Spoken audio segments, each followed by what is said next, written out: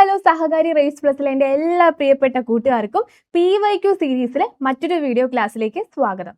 അപ്പോൾ ഓൾറെഡി നിങ്ങൾ എല്ലാവരും നമ്മുടെ സഹകാരിയുടെ PYQ സീരീസ് എല്ലാം സ്ഥിരമായിട്ട് കാണുന്നവരാണെന്ന് ഞാൻ വിശ്വസിക്കുന്നു. നിങ്ങൾക്ക് ഇതിൻ്റെ ഒരു ഫോർമാറ്റ് അറിയാം. നമ്മൾ എന്തിനു വേണ്ടിയിട്ടാണ് ഈ PYQ സീരീസ് നിങ്ങളിലേക്ക് എത്തിക്കുന്നത് എന്ന് ചോദിച്ചു കഴിഞ്ഞാൽ, നമുക്ക് ഏതൊരു കോമ്പറ്റേറ്റീവ് എക്സാംസ് എടുത്തു കഴിഞ്ഞാലും അതിൽ മുൻകാല വർഷ ചോദ്യങ്ങൾ അതിൻ്റെ ഇമ്പോർട്ടൻസ് എന്ന് പറയുന്നത് വളരെ വലുതാണല്ലേ. അപ്പോൾ അതിന് നിങ്ങളെ സഹായിക്കുന്ന ഞങ്ങളുടെ സീരീസാണ് ഈ PYQ സീരീസ് എന്ന് പറയുന്നത്. ഓക്കെ, ഇതിലൂടെ നിങ്ങൾക്ക് എന്ത് ചെയ്യാൻ പറ്റുമോടാ, ഒരു ദിവസം നിങ്ങൾക്ക് എത്ര ക്വസ്റ്റ്യൻസോളം അല്ലെങ്കിൽ ഒരു 80ഓളം ക്വസ്റ്റ്യൻസ് നിങ്ങൾക്ക് എന്ത് ചെയ്യാൻ പറ്റും, പഠിക്കാനായിട്ട് സാധിക്കും. ഓക്കെ, അപ്പോൾ നിങ്ങൾ സ്ഥിരമായിട്ട് ഞങ്ങളുടെ ഈ PYQ സീരീസ് കാണാനായിട്ട് ശ്രമിക്കാം. ഓക്കെ, അപ്പോൾ ഇന്ന് ഞാനിവിടെ നോക്കാൻ വേണ്ടി പോകുന്ന ചോദ്യപേപ്പർ എന്ന് പറയുന്നത് നമ്മുടെ 144/2023 LGS ex service men, okay, ആ ഒരു ചോദ്യപേപ്പറാണ് ഞാൻ ഇന്നിവിടെ നോക്കാൻ വേണ്ടിയിട്ട് പോകുന്നത്. ഓക്കെ, അപ്പോൾ നമുക്ക് നേരെ എന്ത് ചെയ്യാം, ക്ലാസ്സിലേക്ക് കടക്കാം. ആദ്യത്തെ ചോദ്യം നോക്കിയടാ, സ്വാതന്ത്ര്യ സമര കാലത്ത് ഗാന്ധിജി ഉപ്പ് സത്യാഗ്രഹം നടത്തിയത്. ഓക്കെ, എന്താ ചോദിച്ചിരിക്കുന്നത്, സ്വാതന്ത്ര്യ സമര കാലത്ത് ഗാന്ധിജി ഉപ്പ് സത്യാഗ്രഹം നടത്തിയത് എവിടെയാണെന്നാണ് നമ്മളോട് ചോദിച്ചിരിക്കുന്നത്. ഓക്കെ, ഓപ്ഷൻസ് നോക്കിയടാ. ഓപ്ഷൻ എ വാർധയുണ്ട്, ഓപ്ഷൻ ബി സേവാഗ്രാം ഉണ്ട്, ഓപ്ഷൻ സി ദണ്ഡി ഉണ്ട്, ഓപ്ഷൻ ഡി സബർമതി ഉണ്ട്. എവിടെയാണ് ഉപ്പ് സത്യാഗ്രഹം നടന്നത്? എവിടെയാണ്? ഓപ്ഷൻ സി എവിടെയാണ്? നമ്മുടെ ദണ്ഡി കടപ്പുറത്താണ് എന്ത് ഉപ്പ് സത്യാഗ്രഹം നടന്നത് അല്ലെ. ഇനി ഈ ഉപ്പ് സത്യാഗ്രഹത്തിന് വേണ്ടിയിട്ട് ഗാന്ധിജി യാത്ര തിരിച്ചത് എന്നായിരുന്നു? 1930 മാർച്ച് 12 ഗാന്ധിജി യാത്ര തിരിച്ചത്. ഓക്കെ, ഗാന്ധിജിയുടെ കൂടെ എത്ര പേരുണ്ടായിരുന്നടാ? എത്ര പേരായിരുന്നു അവര്? 78 പേരായിരുന്നു അല്ലെ. ഇനി ഇവർ ഈ ദണ്ഡി കടപ്പുറത്ത് എത്തിച്ചേർന്നത് എന്നായിരുന്നടാ? 1930 ഏപ്രിൽ 6 ഇവര് എവിടെ എത്തിച്ചേർന്നത്? നമ്മുടെ ഈ ദണ്ഡി കടപ്പുറത്ത് ഉപ്പ് സത്യാഗ്രഹത്തിന് വേണ്ടി എത്തിച്ചേർന്നത്. ഓക്കെ അല്ലേ, ക്ലിയർ അല്ലേ? അടുത്ത ചോദ്യം നോക്കിയടാ, ബ്രിട്ടീഷുകാർ ഇന്ത്യയിൽ ആധിപത്യം സ്ഥാപിക്കാൻ ഇടയാക്കിയ യുദ്ധങ്ങൾ ഏതൊക്കെയാണെന്നാണ് നമ്മൾ ചോദിച്ചിരിക്കുന്നത്. ഓപ്ഷൻസ് നോക്കിയടാ. ഓപ്ഷൻ എ കർണാട്ടിക് യുദ്ധവും മറാത്ത യുദ്ധവും ഉണ്ട്. ഓപ്ഷൻ ബി മൈസൂർ യുദ്ധവും പ്ലാസി യുദ്ധവും ഉണ്ട്. ഓപ്ഷൻ സി ബക്സാർ യുദ്ധവും കർണാട്ടിക് യുദ്ധവും ഉണ്ട്. ഓപ്ഷൻ ഡി പ്ലാസി യുദ്ധവും ബക്സാർ യുദ്ധവും ഉണ്ട്. ഓക്കെ, ഏതാണ് ആൻസർ? നമ്മുടെ പ്ലാസി യുദ്ധവും ബക്സാർ യുദ്ധവും ആണ് അല്ലേ. ഏതാണ്? പ്ലാസി യുദ്ധവും ബക്സാർ യുദ്ധവുമാണ് ആൻസർ ആയിട്ട് വരുന്നത്. ഇതിൽ പ്ലാസി യുദ്ധം എന്നാണ് നടന്നത്? 1757 അല്ലേ. ബക്സാർ യുദ്ധം എന്നാ നടന്നത്? 1764 നമ്മുടെ ഈ ബക്സാർ യുദ്ധം നടന്നത്. ഓക്കെ, ഇനി നോക്കിയേ, യൂണിയൻ ലിസ്റ്റിൽ പെടുന്നവ. ഓക്കെ, യൂണിയൻ ലിസ്റ്റിൽ പെടുന്നവ ഏതൊക്കെയാണെന്നാണ് അടുത്ത് ചോദിച്ചിരിക്കുന്നത്. ഓപ്ഷൻസ് നോക്കിക്കേ. ഓപ്ഷൻ എ പോലീസ് ഉണ്ട്, ഓപ്ഷൻ ബി ഭൂനികുതി ഉണ്ട്, ഓപ്ഷൻ സി പൊതുജന ആരോഗ്യമുണ്ട്, ഓപ്ഷൻ ഡി സെൻസസ് ഉണ്ട്. ഓക്കെ, അപ്പോൾ നമുക്കറിയാം union list, state list, concurrent list അല്ലേ. അതിൽ നമ്മുടെ ഈ യൂണിയൻ ലിസ്റ്റ് എന്താടാ? കേന്ദ്ര ഗവൺമെന്റിന്റെ അധികാരത്തിൽ വരുന്ന ലിസ്റ്റാണ് അല്ലേ. അതേസമയം സ്റ്റേറ്റ് ലിസ്റ്റ് എന്താണ്? നമ്മുടെ സംസ്ഥാന ഗവൺമെന്റിന്റെ അധികാരത്തിൽ വരുന്ന ലിസ്റ്റാണ്. കൺകറന്റ് എന്ന് പറയുമ്പോൾ കേന്ദ്ര ഗവൺമെന്റിനും പിന്നെ സംസ്ഥാന ഗവൺമെന്റിനും ഒരുപോലെ അധികാരം വരുന്നവയാണല്ലേ. ഇവിടെ ചോദിച്ചിരിക്കുന്നത് യൂണിയൻ ലിസ്റ്റിൽ പെടുന്നവ ഏതൊക്കെയാണെന്നാണ് അല്ലേ. യൂണിയൻ ലിസ്റ്റിൽ പെടുന്നവ ഏതാണ് ഇതിനകത്ത്?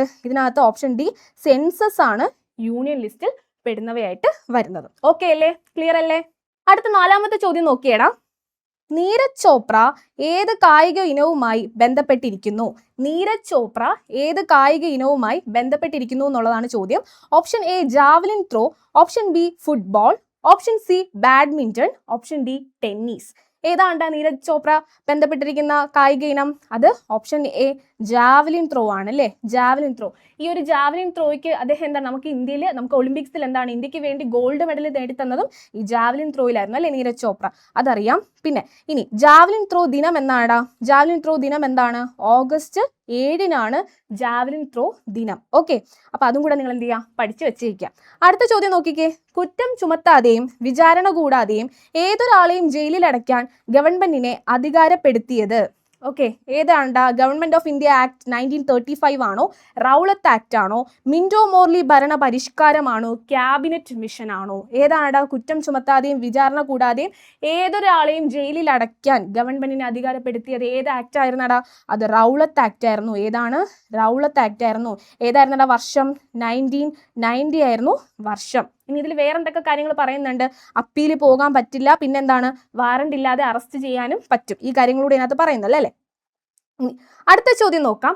നിസ്സഹകരണ പ്രസ്ഥാനം പിൻവലിക്കാൻ കാരണം. അപ്പൊ നിസ്സഹകരണ പ്രസ്ഥാനം പിൻവലിക്കാൻ കാരണം എന്താണെന്നാണ് ഇവിടെ ചോദിക്കുന്നത്. നോക്കാം. ഓപ്ഷൻ എ നേതാക്കന്മാരുടെ അനൈക്യം, ഓപ്ഷൻ ബി ജാലിയൻ വാലാബാഗ് കൂട്ടക്കൊല, ഓപ്ഷൻ സി ചൗരി ചൗര സംഭവം, ഓപ്ഷൻ ഡി ഗാന്ധിജിയുടെ അനാരോഗ്യം. എന്തായിരുന്നു നിസ്സഹകരണ പ്രസ്ഥാനം പിൻവലിക്കാനുള്ള കാരണം? എന്തായിരുന്നു? ഏതായിരുന്നു? നമ്മുടെ ഈ ഓപ്ഷൻ സി ചൗരി ചൗര സംഭവമായിരുന്നു നിസ്സഹകരണ പ്രസ്ഥാനം പിൻവലിക്കാൻ കാരണം. ഓക്കെ, ക്ലിയർ അല്ലേടാ?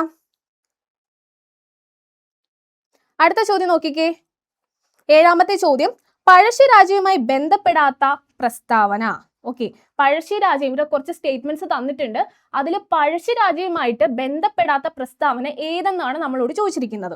ഓപ്ഷൻ എ നോക്കിക്കേ, മലബാർ പ്രദേശത്ത് ശക്തമായ പ്രക്ഷോഭം സംഘടിപ്പിച്ചു. ഓപ്ഷൻ ബി, ബ്രിട്ടീഷുകാരുടെ നികുതി നയത്തെ അനുകൂലിച്ചു. ഓപ്ഷൻ സി, ഒളിപ്പോരിൽ പ്രഗത്ഭനായിരുന്നു. ഓപ്ഷൻ ഡി, ബ്രിട്ടീഷ് അധികാരികളെ വെല്ലുവിളിച്ചു. ഇവിടെ ചോദിച്ചിരിക്കുന്നത് നമ്മൾ ശ്രദ്ധിക്കേണ്ട കാര്യം, നമ്മൾ ചിലപ്പോൾ എന്ത് ചെയ്യില്ല, പെട്ടെന്ന് അവിടെ നിന്ന് PSC എഴുതുന്ന സമയത്ത് ആ സമയത്ത് ധൃതിയിൽ അല്ലെങ്കിൽ ആ സമയത്ത് നമ്മുടെ ടെൻഷനിൽ നമ്മൾ ശ്രദ്ധിക്കത്തില്ല. ഇവിടെ ചോദിച്ചിരിക്കുന്നത് ബന്ധപ്പെടാത്ത പ്രസ്താവനയാണ്. ഓക്കെ, പഴശ്ശിരാജയുമായിട്ട് ബന്ധപ്പെടാത്ത പ്രസ്താവന ഏതെന്നാണ് ഇവിടെ ചോദിച്ചിരിക്കുന്നത്. ഓക്കെ, ഇവിടെ നോക്കിക്കേടാ, മലബാർ പ്രദേശത്ത് ശക്തമായ പ്രക്ഷോഭം സംഘടിപ്പിച്ചു. അതെന്തായിരുന്നു? പഴശ്ശിരാജയുമായിട്ട് ബന്ധപ്പെടുന്ന പ്രസ്താവനയാണ് അല്ലേ? അത് ശരിയാണ്. ഓപ്ഷൻ ബി നോക്കിക്കേടാ, ബ്രിട്ടീഷുകാരുടെ നികുതി നയത്തെ അനുകൂലിച്ചു. പഴശ്ശിരാജ ബ്രിട്ടീഷുകാരുടെ നികുതി നയത്തെ അനുകൂലിച്ചോ? ഇല്ല അല്ലേ? അപ്പൊ അതെന്താണ്ടാ? തെറ്റാണ്. ഇനി ഒളിപ്പോരിൽ പ്രഗത്ഭനായിരുന്നു, ശരിയായിരുന്നു അല്ലെ? ഇനി ബ്രിട്ടീഷ് അധികാരികളെ വെല്ലുവിളിച്ചു, അതും ശരിയാണ്. അപ്പൊ ഇവിടെ ചോദിച്ചിരിക്കുന്നത് പഴശ്ശിരാജയുമായി ബന്ധപ്പെടാത്ത പ്രസ്താവന ഏതെന്നാണ് നമ്മളോട് ചോദിച്ചിരിക്കുന്നത്. അപ്പൊ അതിന്റെ ഉത്തരം ഏതാണ്? ഓപ്ഷൻ ബി, ബ്രിട്ടീഷുകാരുടെ നികുതി നയത്തെ എന്ത് ചെയ്തു? അദ്ദേഹം അനുകൂലിച്ചു എന്നുള്ളതാണ് അവിടുത്തെ തെറ്റായിട്ടുള്ള പ്രസ്താവന. ഓക്കെ അല്ലേ? ഇനി ഇന്ത്യയിൽ വന്ന ആദ്യ യൂറോപ്യന്മാർ. ഓക്കെ, അടുത്ത ചോദ്യം എന്താണ്? ഇന്ത്യയിൽ വന്ന ആദ്യത്തെ യൂറോപ്യന്മാർ ആരെന്നാണ് ചോദിച്ചിരിക്കുന്നത്. നോക്കിക്കേ, ഓപ്ഷൻ എ പോർച്ചുഗീസുകാരുണ്ട്, ഓപ്ഷൻ ബി ഇംഗ്ലീഷുകാരുണ്ട്, ഓപ്ഷൻ സി ഫ്രഞ്ചുകാരുണ്ട്, ഓപ്ഷൻ ഡി ഡച്ചുകാരുണ്ട്. നമ്മൾ പഠിക്കുന്ന സമയത്ത് നമ്മളൊരു കോഡൊക്കെ വെച്ച് പഠിക്കാറുണ്ട് അല്ലേടാ? എന്തായിരുന്നു ആ കോഡ്? പോഡ ബീഫേ എന്ന് പറഞ്ഞിട്ട് നമ്മളൊരു കോഡൊക്കെ വെച്ച് പഠിക്കുന്നതാണ് അല്ലേ? നോക്കിക്കേ, ആദ്യം ആരാടാ വന്നേ? പോർച്ചുഗീസുകാരാണ് ആദ്യം വന്നത് അല്ലേ? രണ്ടാമത് വന്ന ആരാണ്? ഡച്ചുകാർ. ആദ്യം വന്നത് പോർച്ചുഗീസുകാർ, പിന്നെ വന്നത് ആരാണ്? ഡച്ചുകാർ, പിന്നെയോ അടുത്ത ബ്രിട്ടീഷുകാർ അല്ലെങ്കിൽ ഇംഗ്ലീഷുകാർ വന്നു, ലാസ്റ്റ് ഫ്രഞ്ചുകാർ വന്നു. ഓക്കെ, അപ്പോൾ ഇവിടെ ചോദിച്ചിരിക്കുന്ന ആദ്യം വന്ന യൂറോപ്യന്മാർ ആരാണെന്നാണ്. അപ്പോൾ ഇവിടുത്തെ ഉത്തരം ആരാണ്ട്? ഓപ്ഷൻ എ പോർച്ചുഗീസുകാരാണ് ആദ്യമായിട്ട് നമ്മുടെ ഇന്ത്യയിൽ വന്നത്. രണ്ടാമത് വന്നത് ആരായിരുന്നു? ഡച്ചുകാരാണ്. പിന്നെ മൂന്നാമത് ബ്രിട്ടീഷുകാരും, പിന്നീട് നാലാമത് ഫ്രഞ്ചുകാരും. അങ്ങനെയാണ് ആ ഒരു ഓർഡർ അല്ലേ? ഇനി 9ാമത്തെ ചോദ്യം നോക്കിയടാ, ഗുരുവായൂർ സത്യാഗ്രഹത്തിന്റെ വാളണ്ടിയർ ക്യാപ്റ്റൻ ആയിരുന്നു. ആരായിരുന്നു ആ വാളണ്ടിയർ ക്യാപ്റ്റൻ എന്നറിയപ്പെട്ടിരുന്നത് എന്നാണ് ഇവിടെ ചോദിച്ചിരിക്കുന്ന ചോദ്യം കൃത്യമായിട്ട് എപ്പോഴും വായിക്കാനായിട്ട് ശ്രമിക്കുക. ഓക്കെ, ഓപ്ഷൻ എ നോക്കിയടാ, കെ കേളപ്പൻ ഉണ്ട്, ഓപ്ഷൻ ബി പി കൃഷ്ണപിള്ള ഉണ്ട്, ഓപ്ഷൻ സി AK ഗോപാലൻ ഉണ്ട്, ഓപ്ഷൻ ഡി EMS നമ്പൂതിരിപ്പാടുണ്ട്. ഓക്കെ, EMS നമ്പൂതിരിപ്പാടുണ്ട്, പിന്നെ കെ കേളപ്പൻ ഉണ്ട്, അതുപോലെ തന്നെ P Krishnapillai, AK Gopalan, EMS Namboodiripad. ആരാണിടാ? AK ഗോപാലനാണ് അല്ലേ? AK ഗോപാലനാണ് എന്ത്? ഗുരുവായൂർ സത്യാഗ്രഹത്തിന്റെ വാളണ്ടിയർ ക്യാപ്റ്റൻ എന്നറിയപ്പെടുന്ന ആരാണ്ടാ? AK ഗോപാലൻ ആണ്. ഇനി നമ്മുടെ ഗുരുവായൂർ സത്യാഗ്രഹം എന്നാണ് നടന്നത്? ഏത് വർഷത്തിലാണ് നടന്നത്? 1931 ഗുരുവായൂർ സത്യാഗ്രഹം നടക്കുന്നത്. അറിയാവുന്ന കാര്യമാണ് അല്ലേ? ഇനി എന്തിനു വേണ്ടിയിട്ടായിരുന്നു? ആ ക്ഷേത്ര പ്രവേശനത്തിനും പിന്നെ അയിത്തത്തിനൊക്കെ എതിരായിട്ടായിരുന്നു ഗുരുവായൂർ സത്യാഗ്രഹം നടന്നിട്ടുണ്ടായിരുന്നത്. ഓക്കെ അല്ലേ? ക്ലിയർ അല്ലേടാ ഇത്രയും? അടുത്ത ചോദ്യം നോക്കിക്കേടാ, അയ്യങ്കാളി വില്ലുവണ്ടി യാത്ര നടത്തിയത് അത് എവിടെ നിന്നാണെന്നാണ് ചോദിച്ചിരിക്കുന്നത്. നോക്കിയേ, തിരുവനന്തപുരത്ത് നിന്നാണോ, ആറ്റിങ്ങലിൽ നിന്നാണോ, ചങ്ങനാശ്ശേരിയിൽ നിന്നാണോ, വെങ്ങാനൂരിൽ നിന്നാണോ? എവിടെ നിന്നാണ് അയ്യങ്കാളി ഈ ഒരു വില്ലുവണ്ടി യാത്ര നടത്തിയത്? എവിടെ നിന്നായിരുന്നു സ്റ്റാർട്ടിങ്? വെങ്ങാനൂരിൽ നിന്നായിരുന്നു അല്ലേ? വെങ്ങാനൂരിൽ നിന്ന് എവിടം വരെ ആയിരുന്നു? കവടിയാർ കൊട്ടാരം വരെ. ഓക്കെ, കവടിയാർ കൊട്ടാരം വരെ ആയിരുന്നു. ഏതായിരുന്നടാ വർഷം? 1893 1893. ഓക്കെ അല്ലേ? ഇപ്പൊ അയ്യങ്കാളി വില്ലുവണ്ടി യാത്ര എവിടെ നിന്നായിരുന്നു? ഓപ്ഷൻ ഡി വെങ്ങാനൂരിൽ നിന്നായിരുന്നു. എന്നിട്ട് എവിടം വരെ ആയിരുന്നു? കവടിയാർ കൊട്ടാരം വരെ ആയിരുന്നു. വർഷം ഏതാണ്? 1893. ഓക്കെ അല്ലേടാ? ക്ലിയർ അല്ലേ? 11ാമത്തെ ചോദ്യം നോക്കാം. ഭരണഘടനയുടെ 8ാം പട്ടികയിൽ, ഏത് പട്ടികയുണ്ട്? 8ാം പട്ടികയിൽ ഉൾപ്പെട്ടിരിക്കുന്നത്. ഓക്കെ, നമ്മുടെ ഭരണഘടനയുടെ 8ാം പട്ടികയിൽ ഉൾപ്പെട്ടിരിക്കുന്നത് എന്താണെന്നാണ് ഇവിടെ ചോദിച്ചിരിക്കുന്നത്. നോക്കിയടാ, ഓപ്ഷൻ എ സംസ്ഥാനങ്ങളുണ്ട്, ഓപ്ഷൻ ബി ഭാഷകളുണ്ട്, ഓപ്ഷൻ സി കേന്ദ്രഭരണ പ്രദേശങ്ങളുണ്ട്, ഓപ്ഷൻ ഡി യൂണിയൻ ലിസ്റ്റ് ഉണ്ട്. അപ്പൊ നമ്മുടെ ഭരണഘടനയുടെ 8ാം പട്ടികയിൽ എന്താണ് ഉൾപ്പെട്ടിരിക്കുന്നത്? പറഞ്ഞേ, വേഗം പറഞ്ഞേ. ഓപ്ഷൻ ബി ഭാഷകളാണ് ഉൾപ്പെട്ടിരിക്കുന്നത് അല്ലെ. ഏകദേശം 22 ഭാഷകളെ കുറിച്ച് അതിനകത്ത് എന്ത് ചെയ്യുന്നുണ്ട്, പറയുന്നുണ്ട്. ഓക്കെ അല്ലേ, ക്ലിയർ അല്ലേ? ഇനി അടുത്ത ചോദ്യം നോക്കാം. 12ാമത്തെ ചോദ്യം ആധുനിക ഇന്ത്യയിലെ ആദ്യത്തെ മതസാമൂഹിക പ്രസ്ഥാനം. ഓക്കെ, ആധുനിക ഇന്ത്യയിലെ ആദ്യത്തെ മതസാമൂഹിക പ്രസ്ഥാനം ഏതെന്നാണ് നമ്മളോട് ചോദിച്ചിരിക്കുന്നത്. ഓപ്ഷൻസ് നോക്കിയാൽ ബ്രഹ്മസമാജമുണ്ട്, ആര്യ സമാജമുണ്ട്, തിയോസഫിക്കൽ സൊസൈറ്റി ഉണ്ട്, പിന്നെ അലിഗർ പ്രസ്ഥാനമുണ്ട്. ഏതാണ്ട ഉത്തരം? ഏതാണ്? ആദ്യത്തെ മതസാമൂഹിക പ്രസ്ഥാനമാണ് അല്ലെ, ആദ്യത്തെ മത സാമൂഹിക പ്രസ്ഥാനം. അത് ഏതായിരുന്നു? Option A ബ്രഹ്മസമാജമാണ്. ഓപ്ഷൻ എ ബ്രഹ്മസമാജം. ഈ ബ്രഹ്മസമാജം ആരുടെയാണ്? രാജാറാം മോഹൻ റോയുടേതാണ് ബ്രഹ്മസമാജം. ഓക്കെ, നിങ്ങൾക്ക് അറിയാവുന്നതാണ് അല്ലേ. ഇനി ആര്യസമാജം ആണെങ്കിൽ അത് ആരുടെയാണ്? ദയാനന്ദ സരസ്വതിയുടെയാണ് എന്ത് ആര്യസമാജം എന്ന് പറയുന്നത്. നിങ്ങൾക്ക് ഇതൊക്കെ അറിയാവുന്നതാണ് അല്ലേ. അപ്പൊ ഇതിൽ ആദ്യത്തെ മതസാമൂഹിക പ്രസ്ഥാനം ഏതാണെന്നാണ് ചോദ്യം വരുന്നതെങ്കിൽ അത് എന്താണ്? അത് ബ്രഹ്മസമാജമാണ്. കൊണ്ടുവന്നത് ആരാണ്? രാജാറാം മോഹൻ റോയ് ആണ്. ഓക്കെ അല്ലേ, ക്ലിയർ അല്ലേ? ഓക്കെ, 13ാമത്തെ ചോദ്യം നോക്കാം. കൃഷി വകുപ്പ് മന്ത്രി. അപ്പോൾ നമ്മുടെ ഇപ്പോഴത്തെ കൃഷി വകുപ്പ് മന്ത്രി ആരാണെന്നാണ് ചോദ്യം ചോദിച്ചിരിക്കുന്നത്. ഓക്കെ, ഓപ്ഷൻസ് നോക്കാം. Option A V Sivankutty, option B Saji Cheriyan, option C P Prasad, option D K Rajan. Okay, ഇതിൽ ഏതാണ്ട കൃഷി വകുപ്പ് മന്ത്രി ആരാണ്ട? നമുക്കറിയാം വി ശിവൻകുട്ടി. അദ്ദേഹം ഏത് മന്ത്രിയാണ്? വിദ്യാഭ്യാസ മന്ത്രിയാണ് അല്ലെ. അദ്ദേഹം വിദ്യാഭ്യാസ മന്ത്രിയാണ്, അത് നമുക്കറിയാം. ഇനി സജി ചെറിയാൻ അദ്ദേഹം ഏത് വകുപ്പ് മന്ത്രിയാണടാ? ഏത് വകുപ്പ് മന്ത്രിയാണ്? ഫിഷറീസ് ആണോ, ലാൻഡ് റവന്യൂ വകുപ്പാണോ? ഏതാണ്? ഫിഷറീസ് ആണല്ലേ. അദ്ദേഹം ഫിഷറീസ് വകുപ്പ് മന്ത്രിയാണ്. ആര്? നമ്മുടെ സജി ചെറിയാൻ. ഇനി കെ രാജൻ അദ്ദേഹം ഏതാണ്ട? ലാൻഡ് റവന്യൂ വകുപ്പാണ് അല്ലെ. ലാൻഡ് റവന്യൂ വകുപ്പ് മന്ത്രിയാണ് കെ രാജൻ. അപ്പൊ പിന്നെ പി പ്രസാദ് ആണ് നമ്മുടെ കൃഷി മന്ത്രി. അറിയാന്നുള്ള ചോദ്യമാണ് അല്ലെ. എന്താണ്? പി പ്രസാദ് ആണ് അദ്ദേഹമാണ് കൃഷി വകുപ്പ് മന്ത്രി. ഓക്കെ, ഇനി അടുത്ത ചോദ്യം നോക്കാം. അമേരിക്കൻ മോഡൽ ഭരണ പരിഷ്കാരത്തിനെതിരെ കർഷകർ നടത്തിയ സമരം ഏതെന്നാണ് ചോദിച്ചിരിക്കുന്നത്. നോക്കിയടാ, മലബാർ ലഹളയുണ്ട്, കയ്യൂർ സമരമുണ്ട്, മോറാഴ സമരമുണ്ട്, പുന്നപ്ര വയലാർ സമരമുണ്ട്. ഓക്കെ, അമേരിക്കൻ മോഡൽ ആ ഒരു ഭരണ പരിഷ്കാരത്തിനെതിരെ നമ്മുടെ കർഷകർ നടത്തിയ സമരം ഏതെന്നാണ് നമ്മളോട് ചോദിച്ചിരിക്കുന്നത്. ഏതാണ്ട ഉത്തരം? ഏതാണ്? ഓപ്ഷൻ ഡി പുന്നപ്ര വയലാർ സമരമാണ് ഉത്തരമായിട്ട് വരുന്നത്. ഓപ്ഷൻ ഡി പുന്നപ്ര വയലാർ സമരം. ഓക്കെ, ഈ പുന്നപ്ര വയലാർ സമരം നടന്നത് എപ്പോഴാണ്? ഒക്ടോബർ 1946 പുന്നപ്ര വയലാർ സമരം നടന്നത്. ഓക്കെ അല്ലേ, ക്ലിയർ അല്ലേ? അടുത്ത ചോദ്യത്തിലേക്ക് പോകാം. 15ാമത്തെ ചോദ്യം, യുഗപുരുഷൻ എന്ന ചലച്ചിത്രം ആരുടെ ജീവിത കഥയാണ്? ഓക്കെ, യുഗപുരുഷൻ എന്ന് പറയുന്ന ആ ഒരു സിനിമ അല്ലെങ്കിൽ ആ ഒരു ചലച്ചിത്രം ആരുടെ ജീവിത കഥയെ ആസ്പദമാക്കി എടുത്തിട്ടുള്ളതാണ് എന്നാണ് നമ്മളോട് ചോദിച്ചിരിക്കുന്നത്. ഓപ്ഷൻ എ നോക്കാം, വൈകുണ്ഠസ്വാമി ആണോ? Option B Sreenarayana Guru, option C Ayyankali, option D Chattampi Swami. അപ്പൊ ഇവരിൽ ആരുടെ ജീവിതകഥയെ ആസ്പദപ്പെടുത്തിയാണ് ഈ ഒരു സിനിമ യുഗപുരുഷൻ എന്ന് പറയുന്ന സിനിമ എടുത്തിട്ടുള്ളത് എന്നാണ് നമ്മളോട് ചോദിച്ചിരിക്കുന്നത്. ഏതാണ്ട ആരുടെ ജീവിതം ആസ്പദപ്പെടുത്തിയാണ്? നമ്മുടെ ശ്രീനാരായണ ഗുരുവിന്റെ ജീവിതത്തെ ആസ്പദപ്പെടുത്തിയാണ് ഈ ഒരു സിനിമ എടുത്തിരിക്കുന്നത്. ഈ സിനിമ ഇറങ്ങിയ വർഷം ഏതാണ്ട 2010 ഈ സിനിമ ഇറങ്ങിയിരിക്കുന്നത്. ഈ സിനിമയിൽ നമ്മുടെ ശ്രീനാരായണ ഗുരുവിന്റെ വേഷം അല്ലെ, ശ്രീനാരായണ ഗുരുവിന്റെ ആ ഒരു വേഷം ചെയ്തിരിക്കുന്നത് ആരാണെന്ന് ചോദിച്ചു കഴിഞ്ഞാൽ അത് ആരാണ്? തലൈവാസൽ വിജയ്. ആരാണ്? തലൈവാസൽ വിജയ്. അദ്ദേഹമാണ് ഈ ഒരു സിനിമയിൽ നമ്മുടെ ശ്രീനാരായണ ഗുരുവിന്റെ ആ ഒരു വേഷം ചെയ്തിരിക്കുന്നത്. തലൈവാസൽ വിജയ് ആണ്. ഓക്കെ, അടുത്ത ചോദ്യം 16ാമത്തെ ചോദ്യം, തൊട്ടുകൂടായ്മ നിർമ്മാർജ്ജനം ചെയ്തുകൊണ്ടുള്ള ഭരണഘടന ആർട്ടിക്കിൾ ഏതെന്നാണ് നമ്മളോട് ചോദിച്ചിരിക്കുന്നത്. തൊട്ടുകൂടായ്മ നമുക്കറിയാം അത് എവിടെ വരുന്നതാണ്? മൗലിക അവകാശങ്ങളിനകത്ത് പ്രധാനമായിട്ടും വരുന്നതാണല്ലേ. നോക്കിയേടാ, തൊട്ടുകൂടായ്മ അൺടച്ചബിലിറ്റി അതെവിടെയാണ്ടാ വരുന്നത്? ഏത് ഭരണഘടന ആർട്ടിക്കിളിലാണ് തൊട്ടുകൂടായ്മ വരുന്നത്? ആർട്ടിക്കിൾ 17 ആണോ? ആർട്ടിക്കിൾ 20 ആണോ? ആർട്ടിക്കിൾ 21A ആണോ? ആർട്ടിക്കിൾ 29 ആണോ? ഏത് ആർട്ടിക്കിളിലാണ് തൊട്ടുകൂടായ്മയെ കുറിച്ച് പറയുന്നത്? ആർട്ടിക്കിൾ 17 തൊട്ടുകൂടായ്മയെ കുറിച്ച് പറയുന്നത്. ഓക്കെ അല്ലേടാ, ക്ലിയർ അല്ലേ? നമുക്കിനി അടുത്ത ചോദ്യത്തിലേക്ക് പോവാം. 17ാമത്തെ ചോദ്യം, ഇന്ത്യൻ ഭരണഘടനയുടെ ഹൃദയവും ആത്മാവും എന്ന് ഡോക്ടർ BR അംബേദ്കർ വിശേഷിപ്പിച്ചത്. ഓക്കെ, ഇന്ത്യൻ ഭരണഘടനയുടെ ഹൃദയവും ആത്മാവും എന്ന് നമ്മുടെ ഡോക്ടർ BR അംബേദ്കർ വിശേഷിപ്പിച്ചത് എന്തിനാണെന്നാണ് ചോദിച്ചിരിക്കുന്നത്. താഴെ ഓപ്ഷൻസ് വായിക്കാം. ഓപ്ഷൻ എ സ്വത്തിനുള്ള അവകാശമാണോ? ഓപ്ഷൻ ബി സ്വാതന്ത്ര്യത്തിനുള്ള അവകാശമാണോ?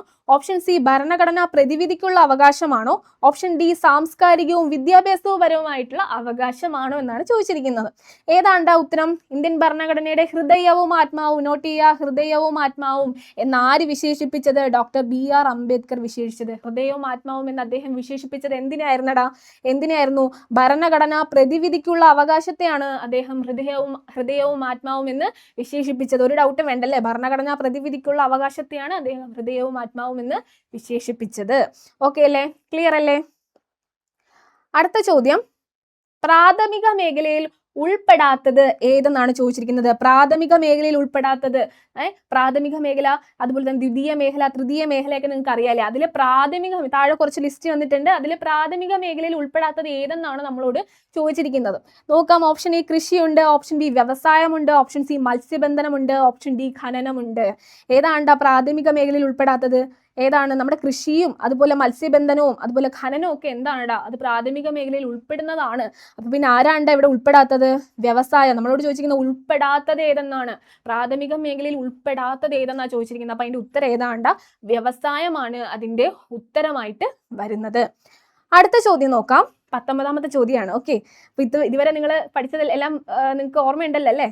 ഇനി ദാരിദ്ര്യ നിർമ്മാർജ്ജനം ലക്ഷ്യമാക്കി 1975 ഇന്ദിരാഗാന്ധി ആരംഭിച്ച പരിപാടിയാണ് ഏതാണ്? ആ പരിപാടി? ദാരിദ്ര്യ നിർമ്മാർജ്ജനം. ഓക്കെ, ദാരിദ്ര്യ നിർമ്മാർജ്ജനം അത് ലക്ഷ്യമാക്കിക്കൊണ്ട്, ദാരിദ്ര്യ നിർമ്മാർജ്ജനം അല്ലെ, ദാരിദ്ര്യം ഇല്ലാതാക്കുക, അതിനെ ലക്ഷ്യമാക്കിക്കൊണ്ട് 1975, ഓക്കെ, 1975 ഇന്ദിരാഗാന്ധി ആരംഭിച്ച, ആര് തുടങ്ങിയത്? ഇന്ദിരാഗാന്ധി ആരംഭിച്ച പരിപാടി ഏതായിരുന്നു എന്നാണ് ചോദിച്ചിരിക്കുന്നത്. Option A ഭൂപരിഷ്കരണമാണോ? Option B Mahatma Gandhi തൊഴിലുറപ്പ് പദ്ധതിയാണോ? ഓപ്ഷൻ സി ഹരിത വിപ്ലവമാണോ? ഓപ്ഷൻ ഡി 20 ദിന പരിപാടിയാണോ? ഏതായിരുന്നു അത്? പെട്ടെന്ന് പറഞ്ഞേ, ഏതാണ്? ഓപ്ഷൻ ഡി 20 ദിന പരിപാടിയാണ് അല്ലേ? ഓപ്ഷൻ ഡി 20 ദിന പരിപാടി. അപ്പൊ നിങ്ങൾ ഈ ഒരു ചോദ്യത്തിൽ നിന്നും നിങ്ങൾക്ക് ഇത് അറിയത്തില്ലെങ്കിൽ നിങ്ങൾ എത്ര കാര്യങ്ങൾ പഠിച്ചു അല്ലേ? അതായത് ദാരിദ്ര്യ നിർമ്മാർജ്ജനം ലക്ഷ്യമാക്കിക്കൊണ്ട് ഏത് വർഷം? 1975 എന്നുള്ള വർഷം നിങ്ങൾ ഇവിടെ പഠിച്ചു. പിന്നെ ആരാണിത് തുടങ്ങിയത്? ഇന്ദിരാഗാന്ധി ആണെന്ന് പഠിച്ചു. ഇനി അതിന്റെ പേരെന്താണ്? 20 ദിന പരിപാടിയാണെന്നും നിങ്ങൾ ഇവിടെ പഠിച്ചു. അപ്പോൾ ഒരു പ്രീവിയസ് ഇയർ ക്വസ്റ്റ്യൻ നിങ്ങൾ നോക്കുമ്പോൾ ആ ഒരു ചോദ്യത്തിന്റെ ഉത്തരം മാത്രമാണോ നിങ്ങൾ പഠിക്കുന്നത്? അല്ല, അതിലൂടെ എന്തെല്ലാം കാര്യങ്ങൾ നിങ്ങൾക്ക് പഠിക്കാനായിട്ട് സാധിക്കും അല്ലെ? അടുത്ത ചോദ്യത്തിലേക്ക് പോവാം. 2021-22 മാനവ വികസന സൂചിക HDIയിൽ ഇന്ത്യയുടെ സ്ഥാനം എത്രയാണെന്നാണ് ചോദിച്ചത്. 2021-22 ആണല്ലേ? അത് എത്രയായിരുന്നടാ? 142 ആണോ? 132 ആണോ? ഓപ്ഷൻ സി 72 ആണോ? ഓപ്ഷൻ ഡി 131 ആണോ? ഏതാണ്ടാ ഉത്തരം? 132 ആണ് ഉത്തരമായിട്ട് വരുന്നത്. 132. ഇനി ചെറുകിട വ്യവസായവുമായി ബന്ധപ്പെട്ട പ്രസ്താവനയിൽ ശരിയായത് എന്താണ്ടാ? ശരിയായത് ഏതെന്നാണ് നമ്മളോട് ചോദിച്ചിരിക്കുന്നത്. ചെറുകിട വ്യവസായവുമായി ബന്ധപ്പെട്ട പ്രസ്താവനയിൽ ശരിയായത് ഏതെന്നാണ് നമ്മളോട് ചോദിച്ചിരിക്കുന്നത്. നോക്കിക്കേ, കുറഞ്ഞ മൂലധനം അല്ലെ, പരിസ്ഥിതി സൗഹാർദ്ദം, പിന്നെ ഇറക്കുമതിയെ വലിയ തോതിൽ ആശ്രയിക്കേണ്ടി വരുന്നില്ല, പിന്നെയോ കാർവേ കമ്മിറ്റി. ഏതാണടാ? ചെറുകിട വ്യവസായവുമായിട്ട് ബന്ധപ്പെടാത്ത പ്രസ്താവനയാണ് ചോദിച്ചിരിക്കുന്നത്. ഓക്കെ, ബന്ധമുള്ളതല്ല. അപ്പൊ നമുക്ക് നോക്കാം. കുറഞ്ഞ മൂലധനം ചെറുകിട വ്യവസായങ്ങൾക്ക് എന്ത് മതി? കുറഞ്ഞ മൂലധനം അല്ലെ, കുറച്ച് മൂലധനം മതി. പിന്നെ പരിസ്ഥിതി സൗഹാർദ്ദമായിരിക്കും അല്ലെ, പരിസ്ഥിതി സൗഹാർദ്ദം. അപ്പൊ ശരിയാണ്. ഇനി ഇറക്കുമതിയെ വലിയ തോതിൽ ആശ്രയിക്കേണ്ടി വരുന്നില്ല. ശരിയല്ലേ? ഇറക്കുമതി ആശ്രയിക്കേണ്ടി വരുന്നുണ്ടോ ചെറുകിട വ്യവസായങ്ങൾക്ക്? അപ്പൊ ഇറക്കുമതി ആശ്രയിക്കേണ്ടി വരുന്നില്ല, അല്ലെങ്കിൽ ചെറുകിട വ്യവസായങ്ങൾക്ക് എന്താണ്? ഈ ഒരു ഇറക്കുമതിയെ വലിയ തോതിൽ ആശ്രയിക്കേണ്ടി വരുന്നില്ല എന്നുള്ളതും ശരിയായിട്ടുള്ള പ്രസ്താവനയാണ്. ഇനി കാർവേ കമ്മിറ്റിയും ശരിയായിട്ടുള്ളത്. കാർവേ കമ്മിറ്റി ആരാ സ്റ്റാർട്ട് ചെയ്തത്? അത് പ്ലാനിംഗ് കമ്മീഷൻ ആണ് അല്ലെ? Planning commission. ഓക്കെ, അത് ഓർത്ത് വെക്കുക. പ്ലാനിംഗ് കമ്മീഷനാണ് ഈ കാർവേ കമ്മിറ്റി സ്റ്റാർട്ട് ചെയ്യുന്നത്. അതും എന്തുമായിട്ട് ബന്ധപ്പെട്ട് വരുന്നതാണ്? നമ്മുടെ ഈ ചെറുകിട വ്യവസായവുമായിട്ട് ബന്ധപ്പെട്ട് വരുന്നതാണ്. ഓക്കെ, അപ്പൊ കാർവേ കമ്മിറ്റി കൊണ്ടുവന്നത് ആരാണ്? പ്ലാനിംഗ് കമ്മീഷൻ ആയിരുന്നു അല്ലെ? അത് ഏത് വർഷമാണ്? 1955 കാർവേ കമ്മിറ്റി വരുന്നത്. അപ്പൊ ഈ 4 എന്താണ്? ശരിയായിട്ടുള്ള പ്രസ്താവനയാണ്. അങ്ങനെ ഒരു ഓപ്ഷൻ ഇവിടെ ഉണ്ടോ? ഓപ്ഷൻ എ നോക്കാം. ഓപ്ഷൻ ബി ഉണ്ടല്ലേ? 1, 2, 3, 4 എല്ലാം ശരിയാണെന്നുള്ളൊരു ഓപ്ഷൻ ബി, അങ്ങനെ ഒരു ഓപ്ഷൻ അവിടെ ഉണ്ട്. അപ്പൊ അതാണ് അവിടുത്തെ ശരിയായിട്ടുള്ള ഉത്തരം. ഓക്കെ അല്ലേടാ? ഇനി അടുത്ത ചോദ്യം, താഴെ പറയുന്നവയിൽ സർവകലാശാല വിദ്യാഭ്യാസത്തെ കുറിച്ച് പഠിക്കുവാൻ 1948 നിയമിച്ച കമ്മീഷൻ, ആ കമ്മീഷന്റെ പേരാണ് അവിടെ ചോദിച്ചിരിക്കുന്നത്. നോക്കുക, സർവകലാശാല വിദ്യാഭ്യാസമാണ് അല്ലെ? സെക്കൻഡറിയോ ഹയർ സെക്കൻഡറിയോ അല്ല ചോദിച്ചിരിക്കുന്നത്, സർവകലാശാല വിദ്യാഭ്യാസത്തെ കുറിച്ചാണ് ചോദിച്ചിരിക്കുന്നത്. സർവകലാശാല വിദ്യാഭ്യാസം എന്ന് പറയുമ്പോൾ അത് ആരായിരിക്കും ഇവിടെ? 1948 നിയമിച്ച കമ്മീഷൻ കൂടിയാണ്. അതാരാണ്? ഡോക്ടർ എസ് രാധാകൃഷ്ണ കമ്മീഷൻ ആണ് ശരിയായിട്ടുള്ള ഉത്തരം. Doctor S Radhakrishna commission. അപ്പൊ നിങ്ങൾ ഇവിടെ നിന്ന് എത്ര കാര്യങ്ങൾ പഠിച്ചു? സർവകലാശാല വിദ്യാഭ്യാസത്തെ കുറിച്ച് അല്ലെ, അതിനെക്കുറിച്ച് പഠിക്കുവാനായിട്ട് നിയമിച്ച കമ്മീഷനാണ് ഇത് ഡോക്ടർ എസ് രാധാകൃഷ്ണ കമ്മീഷൻ. ഇനി അത് നിലവിൽ വന്ന വർഷം എപ്പോഴായിരുന്നു? 1948 ആ ഒരു കമ്മീഷൻ നിലവിൽ വരുന്നത്. ഇത്രയും കാര്യങ്ങൾ നിങ്ങൾ ഇവിടുന്ന് പഠിച്ചു. ഓക്കെ അല്ലേ? ക്ലിയർ അല്ലേ? അടുത്ത ചോദ്യത്തിലേക്ക് പോവാം. വിശന്നിരിക്കുന്നവർക്ക് ഒരു നേരത്തെ ഭക്ഷണം സൗജന്യമായി വിശപ്പ് രഹിത നഗരം പദ്ധതി ആദ്യമായി നടപ്പിലാക്കിയ കേരളത്തിലെ ആദ്യ നഗരം ഏതെന്നാണ് ചോദിച്ചിരിക്കുന്നത്. നോക്കിക്കേ, വിശന്നിരിക്കുന്നവർക്ക് ഒരു നേരത്തെ ഭക്ഷണം അല്ലെ, വിശന്നിരിക്കുന്നവർക്ക് ഒരു നേരത്തെ ഭക്ഷണം സൗജന്യമായിട്ട് നൽകുന്ന, എന്താണ് അതിന്റെ പേര്? വിശപ്പ് രഹിത നഗരം പദ്ധതി. എന്താണ് വിശപ്പ് രഹിത നഗരം പദ്ധതി? ഈ വിശപ്പ് രഹിത നഗരം പദ്ധതി ആദ്യമായിട്ട് നടപ്പിലാക്കിയ കേരളത്തിലെ ആദ്യ നഗരം ഏതെന്നാണ് നമ്മളോട് ചോദിച്ചിരിക്കുന്നത്. ഏതാണ്ടാ നോക്കിക്കേടാ. ഓപ്ഷൻ എ കോഴിക്കോടുണ്ട്, ഓപ്ഷൻ ബി തിരുവനന്തപുരം ഉണ്ട്, ഓപ്ഷൻ സി കൊല്ലമുണ്ട്, ഓപ്ഷൻ ഡി മലപ്പുറം ഉണ്ട്. ഏതാണ് ആൻസർ? കോഴിക്കോടാണോ, തിരുവനന്തപുരമാണോ, കൊല്ലമാണോ, മലപ്പുറമാണോ? കോഴിക്കോടാണ് അല്ലേ? കോഴിക്കോടാണ് എന്ത്? വിശപ്പ് രഹിത നഗരം പദ്ധതി ആദ്യമായി നടപ്പിലാക്കിയ കേരളത്തിലെ ആദ്യത്തെ നഗരം എന്ന് പറയുന്നത്. ഇനി തൃതീയ മേഖല അറിയപ്പെടുന്ന മറ്റൊരു പേര്. നമ്മൾ ഈ ഒരു ഏരിയയിൽ നിന്ന് എന്താണ് നേരത്തെ ഒരു ചോദ്യം കണ്ടായിരുന്നു അല്ലേ? നേരത്തെ ഒരു ചോദ്യം നമ്മൾ കണ്ടിട്ടാ വരുന്നത്. പ്രാഥമിക മേഖലയിൽ ഉൾപ്പെടാത്തത് ഏതെന്ന് പറഞ്ഞ് നമ്മളൊരു ചോദ്യം കണ്ടായിരുന്നു അല്ലെ? വീണ്ടും ഒരു ചോദ്യം ഈ ഏരിയയിൽ നിന്ന് വന്നിരിക്കുകയാണ്. ഏതാണ് ചോദ്യം? തൃതീയ മേഖല അറിയപ്പെടുന്ന മറ്റൊരു പേര് എന്താണെന്നാണ് നമ്മളോട് ചോദിച്ചിരിക്കുന്നത്. ഓപ്ഷൻ എ കാർഷിക മേഖലയുണ്ട്, ഓപ്ഷൻ ബി വ്യവസായ മേഖലയുണ്ട്, ഓപ്ഷൻ സി സേവന മേഖലയുണ്ട്, ഓപ്ഷൻ ഡി ഇവയൊന്നുമല്ല. തൃതീയ മേഖലയാണല്ലേ ഇതറിയപ്പെടുന്ന മറ്റൊരു പേര്. എന്താണ്ടാ? സേവന മേഖലയാണല്ലേ? സേവന മേഖലയാണ് തൃതീയ മേഖല അറിയപ്പെടുന്ന മറ്റൊരു പേര്. അപ്പൊ കാർഷിക മേഖലയോ? കാർഷിക മേഖല ഏതാണ്? അത് പ്രാഥമിക മേഖലയാണല്ലേ? പ്രാഥമിക ഇതാണ് നമ്മൾ കാർഷിക മേഖല നമ്മൾ വിളിക്കുന്നത് എന്താണ്? പ്രാഥമിക മേഖല എന്നാണ്. ഇനി വ്യവസായ മേഖലയാണെങ്കിലോ അത് ദ്വിതീയ അല്ലെ? ദ്വിതീയ മേഖലയാണ്. ഓക്കെ, നമുക്കറിയാവുന്ന കാര്യമാണല്ലേ. ഇനി അടുത്ത ചോദ്യത്തിലേക്ക് പോവാം. മതികെട്ടാൻചോല ദേശീയ ഉദ്യാനം സ്ഥിതി ചെയ്യുന്ന താലൂക്ക് ഏതെന്നാണ് നമ്മളോട് ചോദിച്ചിരിക്കുന്നത്. എന്താണ്?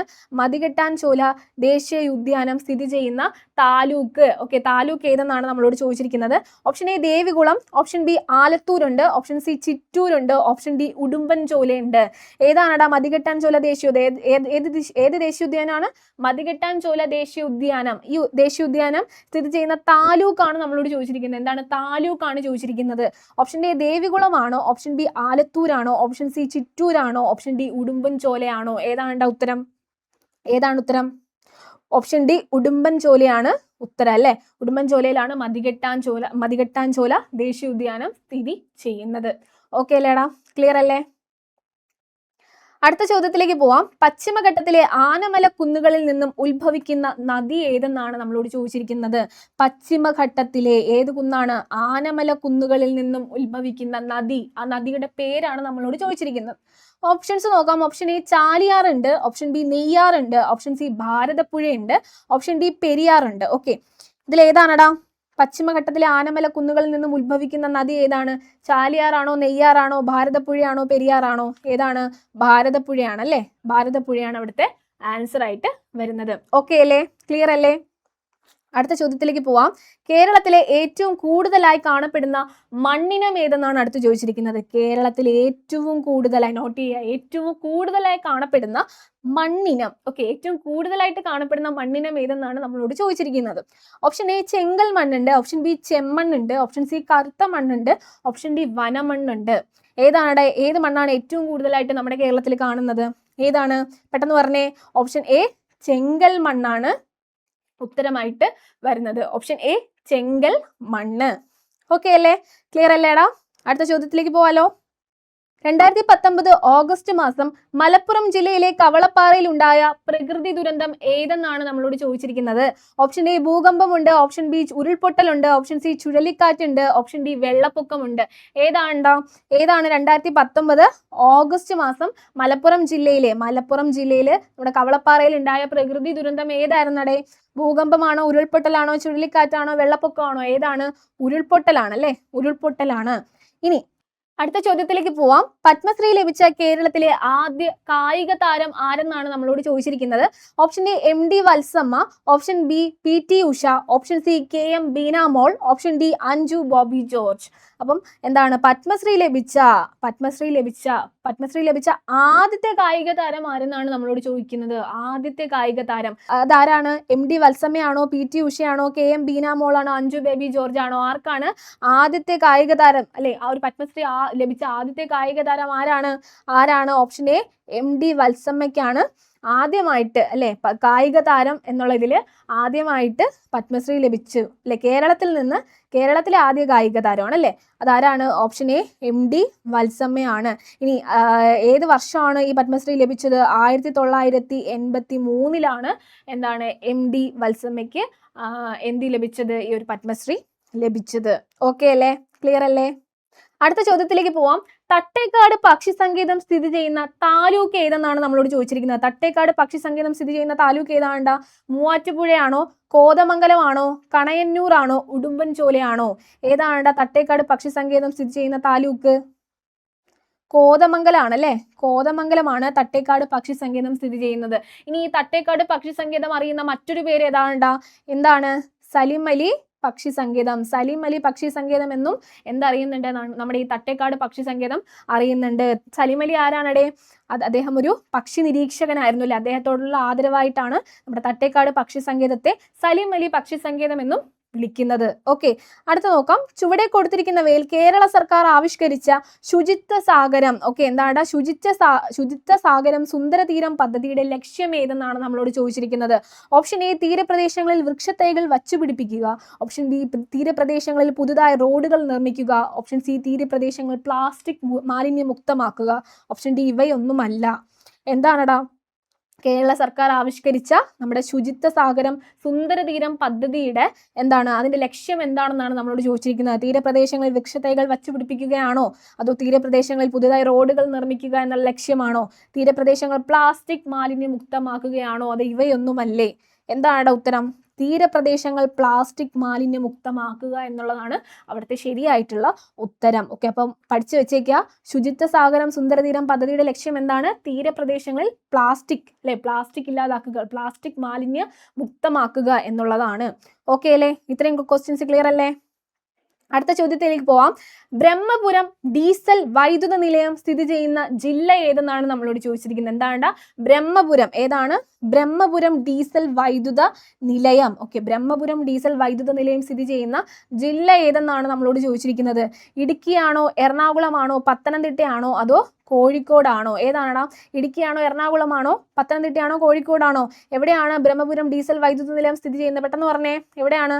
എറണാകുളമാണ് അല്ലെ. എറണാകുളത്താണ് സ്ഥിതി ചെയ്യുന്നത്. അടുത്ത ചോദ്യത്തിലേക്ക് പോവാം. കേരളത്തിലെ ഏറ്റവും കൂടുതൽ മുനിസിപ്പാലിറ്റികളുള്ള ജില്ല ഏതാണ്? കേരളത്തിലെ ഏറ്റവും കൂടുതൽ മുനിസിപ്പാലിറ്റികളുള്ള ജില്ല ഏതെന്നാണ് നമ്മളോട് ചോദിച്ചിരിക്കുന്നത്. എന്താണ് അതിന്റെ ഉത്തരം? ഓപ്ഷൻ എ കാസർഗോഡാണോ, ഓപ്ഷൻ ബി മലപ്പുറമാണോ, ഓപ്ഷൻ സി തൃശ്ശൂരാണോ, ഓപ്ഷൻ ഡി എറണാകുളമാണോ? എന്താണ് അതിന്റെ ഉത്തരം? ഏറ്റവും കൂടുതൽ മുനിസിപ്പാലിറ്റികളുള്ള ജില്ല ഏതാണ്? അത് എറണാകുളമാണ്. ഓക്കെ, ഓപ്ഷൻ ഡി എറണാകുളമാണ് അവിടുത്തെ ഉത്തരം. ഓക്കെ അല്ലേ? അടുത്ത ചോദ്യം. 2015 കേരള സർക്കാർ സവിശേഷ ദുരന്തമായി പ്രഖ്യാപിച്ച പ്രകൃതി ദുരന്തം ഏതെന്നാണ് നമ്മളോട് ചോദിച്ചിരിക്കുന്നത്. 2015 കേരള സർക്കാർ സവിശേഷ ദുരന്തമായി പ്രഖ്യാപിച്ച പ്രകൃതി ദുരന്തം. ഓക്കെ, പ്രകൃതി ദുരന്തം ഏതെന്നാണ് നമ്മളോട് ചോദിച്ചിരിക്കുന്നത്. 2015 ഏതാണ് സവിശേഷ ദുരന്തമായി പ്രഖ്യാപിച്ച പ്രകൃതി ദുരന്തം? ഇടിമിന്നൽ. ഓപ്ഷൻ എ ഇടിമിന്നലാണോ, ഓപ്ഷൻ ബി ഉരുൾപൊട്ടലാണോ, ഓപ്ഷൻ സി ഭൂകമ്പമാണോ, ഓപ്ഷൻ ഡി വെള്ളപ്പൊക്കമാണോ? ഏതാണ് ഉത്തരം? ഏതാണ്? Option B ഉരുൾപൊട്ടലാണല്ലേ. ഉരുൾപൊട്ടലാണ് പിന്നെ സവിശേഷ ദുരന്തമായിട്ട് കേരള സർക്കാർ 2015 പ്രഖ്യാപിച്ചത്. പഠിച്ചു വെക്കുക. ഇനി അടുത്ത ചോദ്യത്തിലേക്ക് പോവാം. ജലാശയങ്ങൾ മാലിന്യമുക്തമാക്കി സംരക്ഷിക്കുന്നതിന് കേരള സർക്കാർ ആവിഷ്കരിച്ച തെളിനീരൊഴുകും നവകേരളം ക്യാമ്പയിൻ ആരംഭിച്ചത് ഏത് വകുപ്പിന്റെ കീഴിലാണ്? നോക്കിക്കേടാ, ജലാശയങ്ങൾ മാലിന്യമുക്തമാക്കി സംരക്ഷിക്കുന്നതിന് കേരള സർക്കാർ ആവിഷ്കരിച്ച തെളിനീരൊഴുകും അതൊരു ക്യാമ്പയിൻ ആണല്ലേ. തെളിനീരൊഴുകും ക്യാമ്പയിൻ. ആ ക്യാമ്പയിൻ ആരംഭിച്ചത് ഏത് വകുപ്പിന്റെ കീഴിലാണ് എന്നാണ് ചോദിച്ചിരിക്കുന്നത്. ഓപ്ഷൻ എ ജലവിഭവ വകുപ്പാണോ, തദ്ദേശ സ്വയംഭരണ വകുപ്പാണോ, കൃഷി വകുപ്പാണോ, സഹകരണ വകുപ്പാണോ? ഇവിടെ നമ്മൾ ജലാശയങ്ങൾ മാലിന്യമുക്തമാക്കി സംരക്ഷിക്കുന്നതിന് വേണ്ടിയിട്ടാണല്ലേ. അപ്പോൾ നോർമലി നമ്മൾ എങ്ങോട്ടേക്ക് പോകും? ഓപ്ഷൻ എ ജലവിഭവ വകുപ്പിലേക്ക് നമ്മൾ പോകും. പക്ഷെ ഇതെന്താണ്? തെറ്റാണ്. ആൻസർ ഏതാണ്? തദ്ദേശ സ്വയംഭരണ വകുപ്പാണ് ജലാശയങ്ങൾ മാലിന്യമുക്തമാക്കി സംരക്ഷിക്കുന്നതിന് കേരള സർക്കാർ ആവിഷ്കരിച്ച തെളിനീരൊഴുകും നവകേരളം ക്യാമ്പയിൻ ആരംഭിച്ചത് ഏത് വകുപ്പിന്റെ കീഴിലാണ്? തദ്ദേശ സ്വയംഭരണ വകുപ്പിന്റെ കീഴിലാണ്. ഓക്കെ, അവിടെ എന്ത് ചെയ്യരുത്? തെറ്റിക്കരുത്. ഇനി കേരളത്തിൽ ആദ്യത്തെ നീർത്തട പുനരുജ്ജീവന പദ്ധതി നടപ്പിലാക്കുന്ന കായൽ ഏതെന്നാണ് ചോദിച്ചിരിക്കുന്നത്. ഏതാണ്ട് ആ കായല്? ആദ്യത്തെ നീർത്തട പുനരുജ്ജീവന പദ്ധതി നടപ്പിലാക്കുന്ന കായൽ ഏതാണ്? കേരളത്തിലെ വേമ്പനാട്ടാണോ, വെള്ളായണിയാണോ, അതോ പൂക്കോടാണോ, ആക്കുളമാണോ? ഏതാണ്ട് ആൻസർ ഏതാണ്? ആക്കുളമാണല്ലേ. ഓപ്ഷൻ ഡി ആക്കുളമാണ് ഉത്തരമായിട്ട് വരുന്നത്. അടുത്ത ചോദ്യത്തിലേക്ക് പോവാം. ചുവടെ കൊടുത്തിരിക്കുന്നവയിൽ ഇന്ത്യയുടെ പടിഞ്ഞാറൻ തീരപ്രദേശത്ത് സ്ഥിതി ചെയ്യുന്ന ഒരു പട്ടണം ഏതെന്നാണ് ചോദിച്ചിരിക്കുന്നത്. ചുവടെ കൊടുത്തിരിക്കുന്നവയിൽ ഇന്ത്യയുടെ പടിഞ്ഞാറൻ തീരപ്രദേശത്ത്, എവിടെയാണ്ട്? ഇന്ത്യയുടെ പടിഞ്ഞാറൻ തീരപ്രദേശത്ത് സ്ഥിതി ചെയ്യുന്ന ഒരു പട്ടണം. ഓക്കെ, ആ പട്ടണത്തിന്റെ പേരാണ് നമ്മളോട് ചോദിച്ചിരിക്കുന്നത്. തൂത്തുക്കുടിയാണോ, മഹാബലിപുരമാണോ, ദാമനാണോ, വിശാഖപട്ടണമാണോ? ഏതാണ് ഇന്ത്യയുടെ പടിഞ്ഞാറൻ തീരപ്രദേശത്ത് സ്ഥിതി ചെയ്യുന്ന പട്ടണം? ഏതാണ്? ഓപ്ഷൻ സി ദാമനാണ്. ഓപ്ഷൻ സി ദാമനാണ് അവിടെ ഉത്തരമായിട്ട് വരുന്നത്. ഓക്കെ അല്ലേ? അടുത്ത ചോദ്യത്തിലേക്ക് പോവാം. ചുവടെ കൊടുത്തിരിക്കുന്നവയിൽ നർമ്മദാ നദിയുമായി ബന്ധപ്പെട്ട പ്രസ്താവനകളിൽ ശരി ഏതെന്നാണ് ചോദിച്ചിരിക്കുന്നത്. നോക്കിക്കേ, അമർഖണ്ഡ് പീഠഭൂമിയിൽ നിന്നും ഉത്ഭവിക്കുന്ന നദിയാണ് നർമ്മദ. നർമ്മദാ നദി പടിഞ്ഞാറേക്ക് ഒഴുകി അറബിക്കടലിൽ പതിക്കുന്നു. ഓക്കേടാ, എന്താണ് നമ്മൾ ചോദിച്ചിരിക്കുന്നത്? ഈ നർമ്മദാ നദിയുമായിട്ട് ബന്ധപ്പെട്ട പ്രസ്താവനകളിൽ ശരിയായത് അല്ലെ, ശരിയായിട്ടുള്ള പ്രസ്താവനകൾ ഏതെന്നാണ് നമ്മളോട് ചോദിച്ചിരിക്കുന്നത്. നമുക്ക് നോക്കാം. അമർഖണ്ഡ് പീഠഭൂമിയിൽ നിന്നും ഉത്ഭവിക്കുന്ന നദിയാണ് നർമ്മദ. ശരിയല്ലേ? അമർഖണ്ഡ് പീഠഭൂമിയിൽ നിന്നാണ് നർമ്മദാ നദി ഉത്ഭവിക്കുന്നത്. ഇനി അടുത്ത ഓപ്ഷൻ നോക്കിക്കേടാ. നർമ്മദാ നദി പടിഞ്ഞാറേക്ക് ഒഴുകി അറബിക്കടലിൽ പതിക്കുന്നു. അതും എന്താണ്? ശരിയാണ്. ഇത് രണ്ടും ശരിയാണെന്നുള്ള ഓപ്ഷൻ ഉണ്ടോ? ഓപ്ഷൻ എ 1, 2 ശരിയാണ് എന്നുള്ളതാണ് അവിടുത്തെ ശരിയായിട്ടുള്ള ഉത്തരം. അടുത്ത ചോദ്യം നോക്കിക്കേ. ഇന്ത്യയിൽ ഏറ്റവും കൂടുതൽ മഴ ലഭിക്കുന്ന കാലം ഏതെന്നാണ് ചോദിച്ചിരിക്കുന്നത്. ഇന്ത്യയിൽ ഏറ്റവും കൂടുതൽ മഴ ലഭിക്കുന്ന കാലം ഏതാണ്? വടക്ക് കിഴക്കൻ മൺസൂൺ ആണോ, ശൈത്യകാലമാണോ, ഉഷ്ണകാലമാണോ, തെക്ക് പടിഞ്ഞാറൻ മൺസൂൺ ആണോ? ഏതാണ് ശരിയായിട്ടുള്ള ഉത്തരം? വടക്ക് കിഴക്കൻ മൺസൂൺ ആണോ, ശൈത്യകാലമാണോ, ഉഷ്ണകാലമാണോ, തെക്ക് പടിഞ്ഞാറൻ മൺസൂൺ ആണോ? ഏതാണ്ട് ഓപ്ഷൻ ഡി തെക്ക് പടിഞ്ഞാറൻ മൺസൂൺ ആണ് ശരിയായിട്ടുള്ള ഉത്തരം അല്ലെ. ഏറ്റവും കൂടുതൽ മഴ ലഭിക്കുന്ന കാലം ഏതാണ്? തെക്ക് പടിഞ്ഞാറൻ മൺസൂണിലാണ് നമുക്ക് ഏറ്റവും കൂടുതൽ മഴ ലഭിക്കുന്നത്. ഇനി അടുത്ത ചോദ്യത്തിലേക്ക് പോവാം. ചുവടെ കൊടുത്തിരിക്കുന്നവയിൽ ഏത് സംസ്ഥാനത്തിന്റെ തലസ്ഥാനമാണ് ഇറ്റാനഗർ? ഓക്കെ, ഇറ്റാനഗർ ഏത് സംസ്ഥാനത്തിന്റെ തലസ്ഥാനമാണെന്നാണ് നമ്മളോട് ചോദിച്ചിരിക്കുന്നത്. അപ്പം ആസാം നോക്കാം അല്ലെ. ആസാമിന്റെ തലസ്ഥാനം ഇറ്റാനഗർ ആണോടെ? ആണോ? ആസാമിന്റെ തലസ്ഥാനം ഇറ്റാനഗർ ആണോ? അല്ല. പിന്നെ അത് ഏതാണ്ടേ? ദിസ്പൂർ ആണല്ലേ. ദിസ്പൂർ ആണ് ആസാമിന്റെ തലസ്ഥാനം. ഇനി മേഘാലയയുടെ തലസ്ഥാനം ഏതാണ്? അത് ഷില്ലോങ് ആണല്ലേ. ഷില്ലോങ് ആണ്.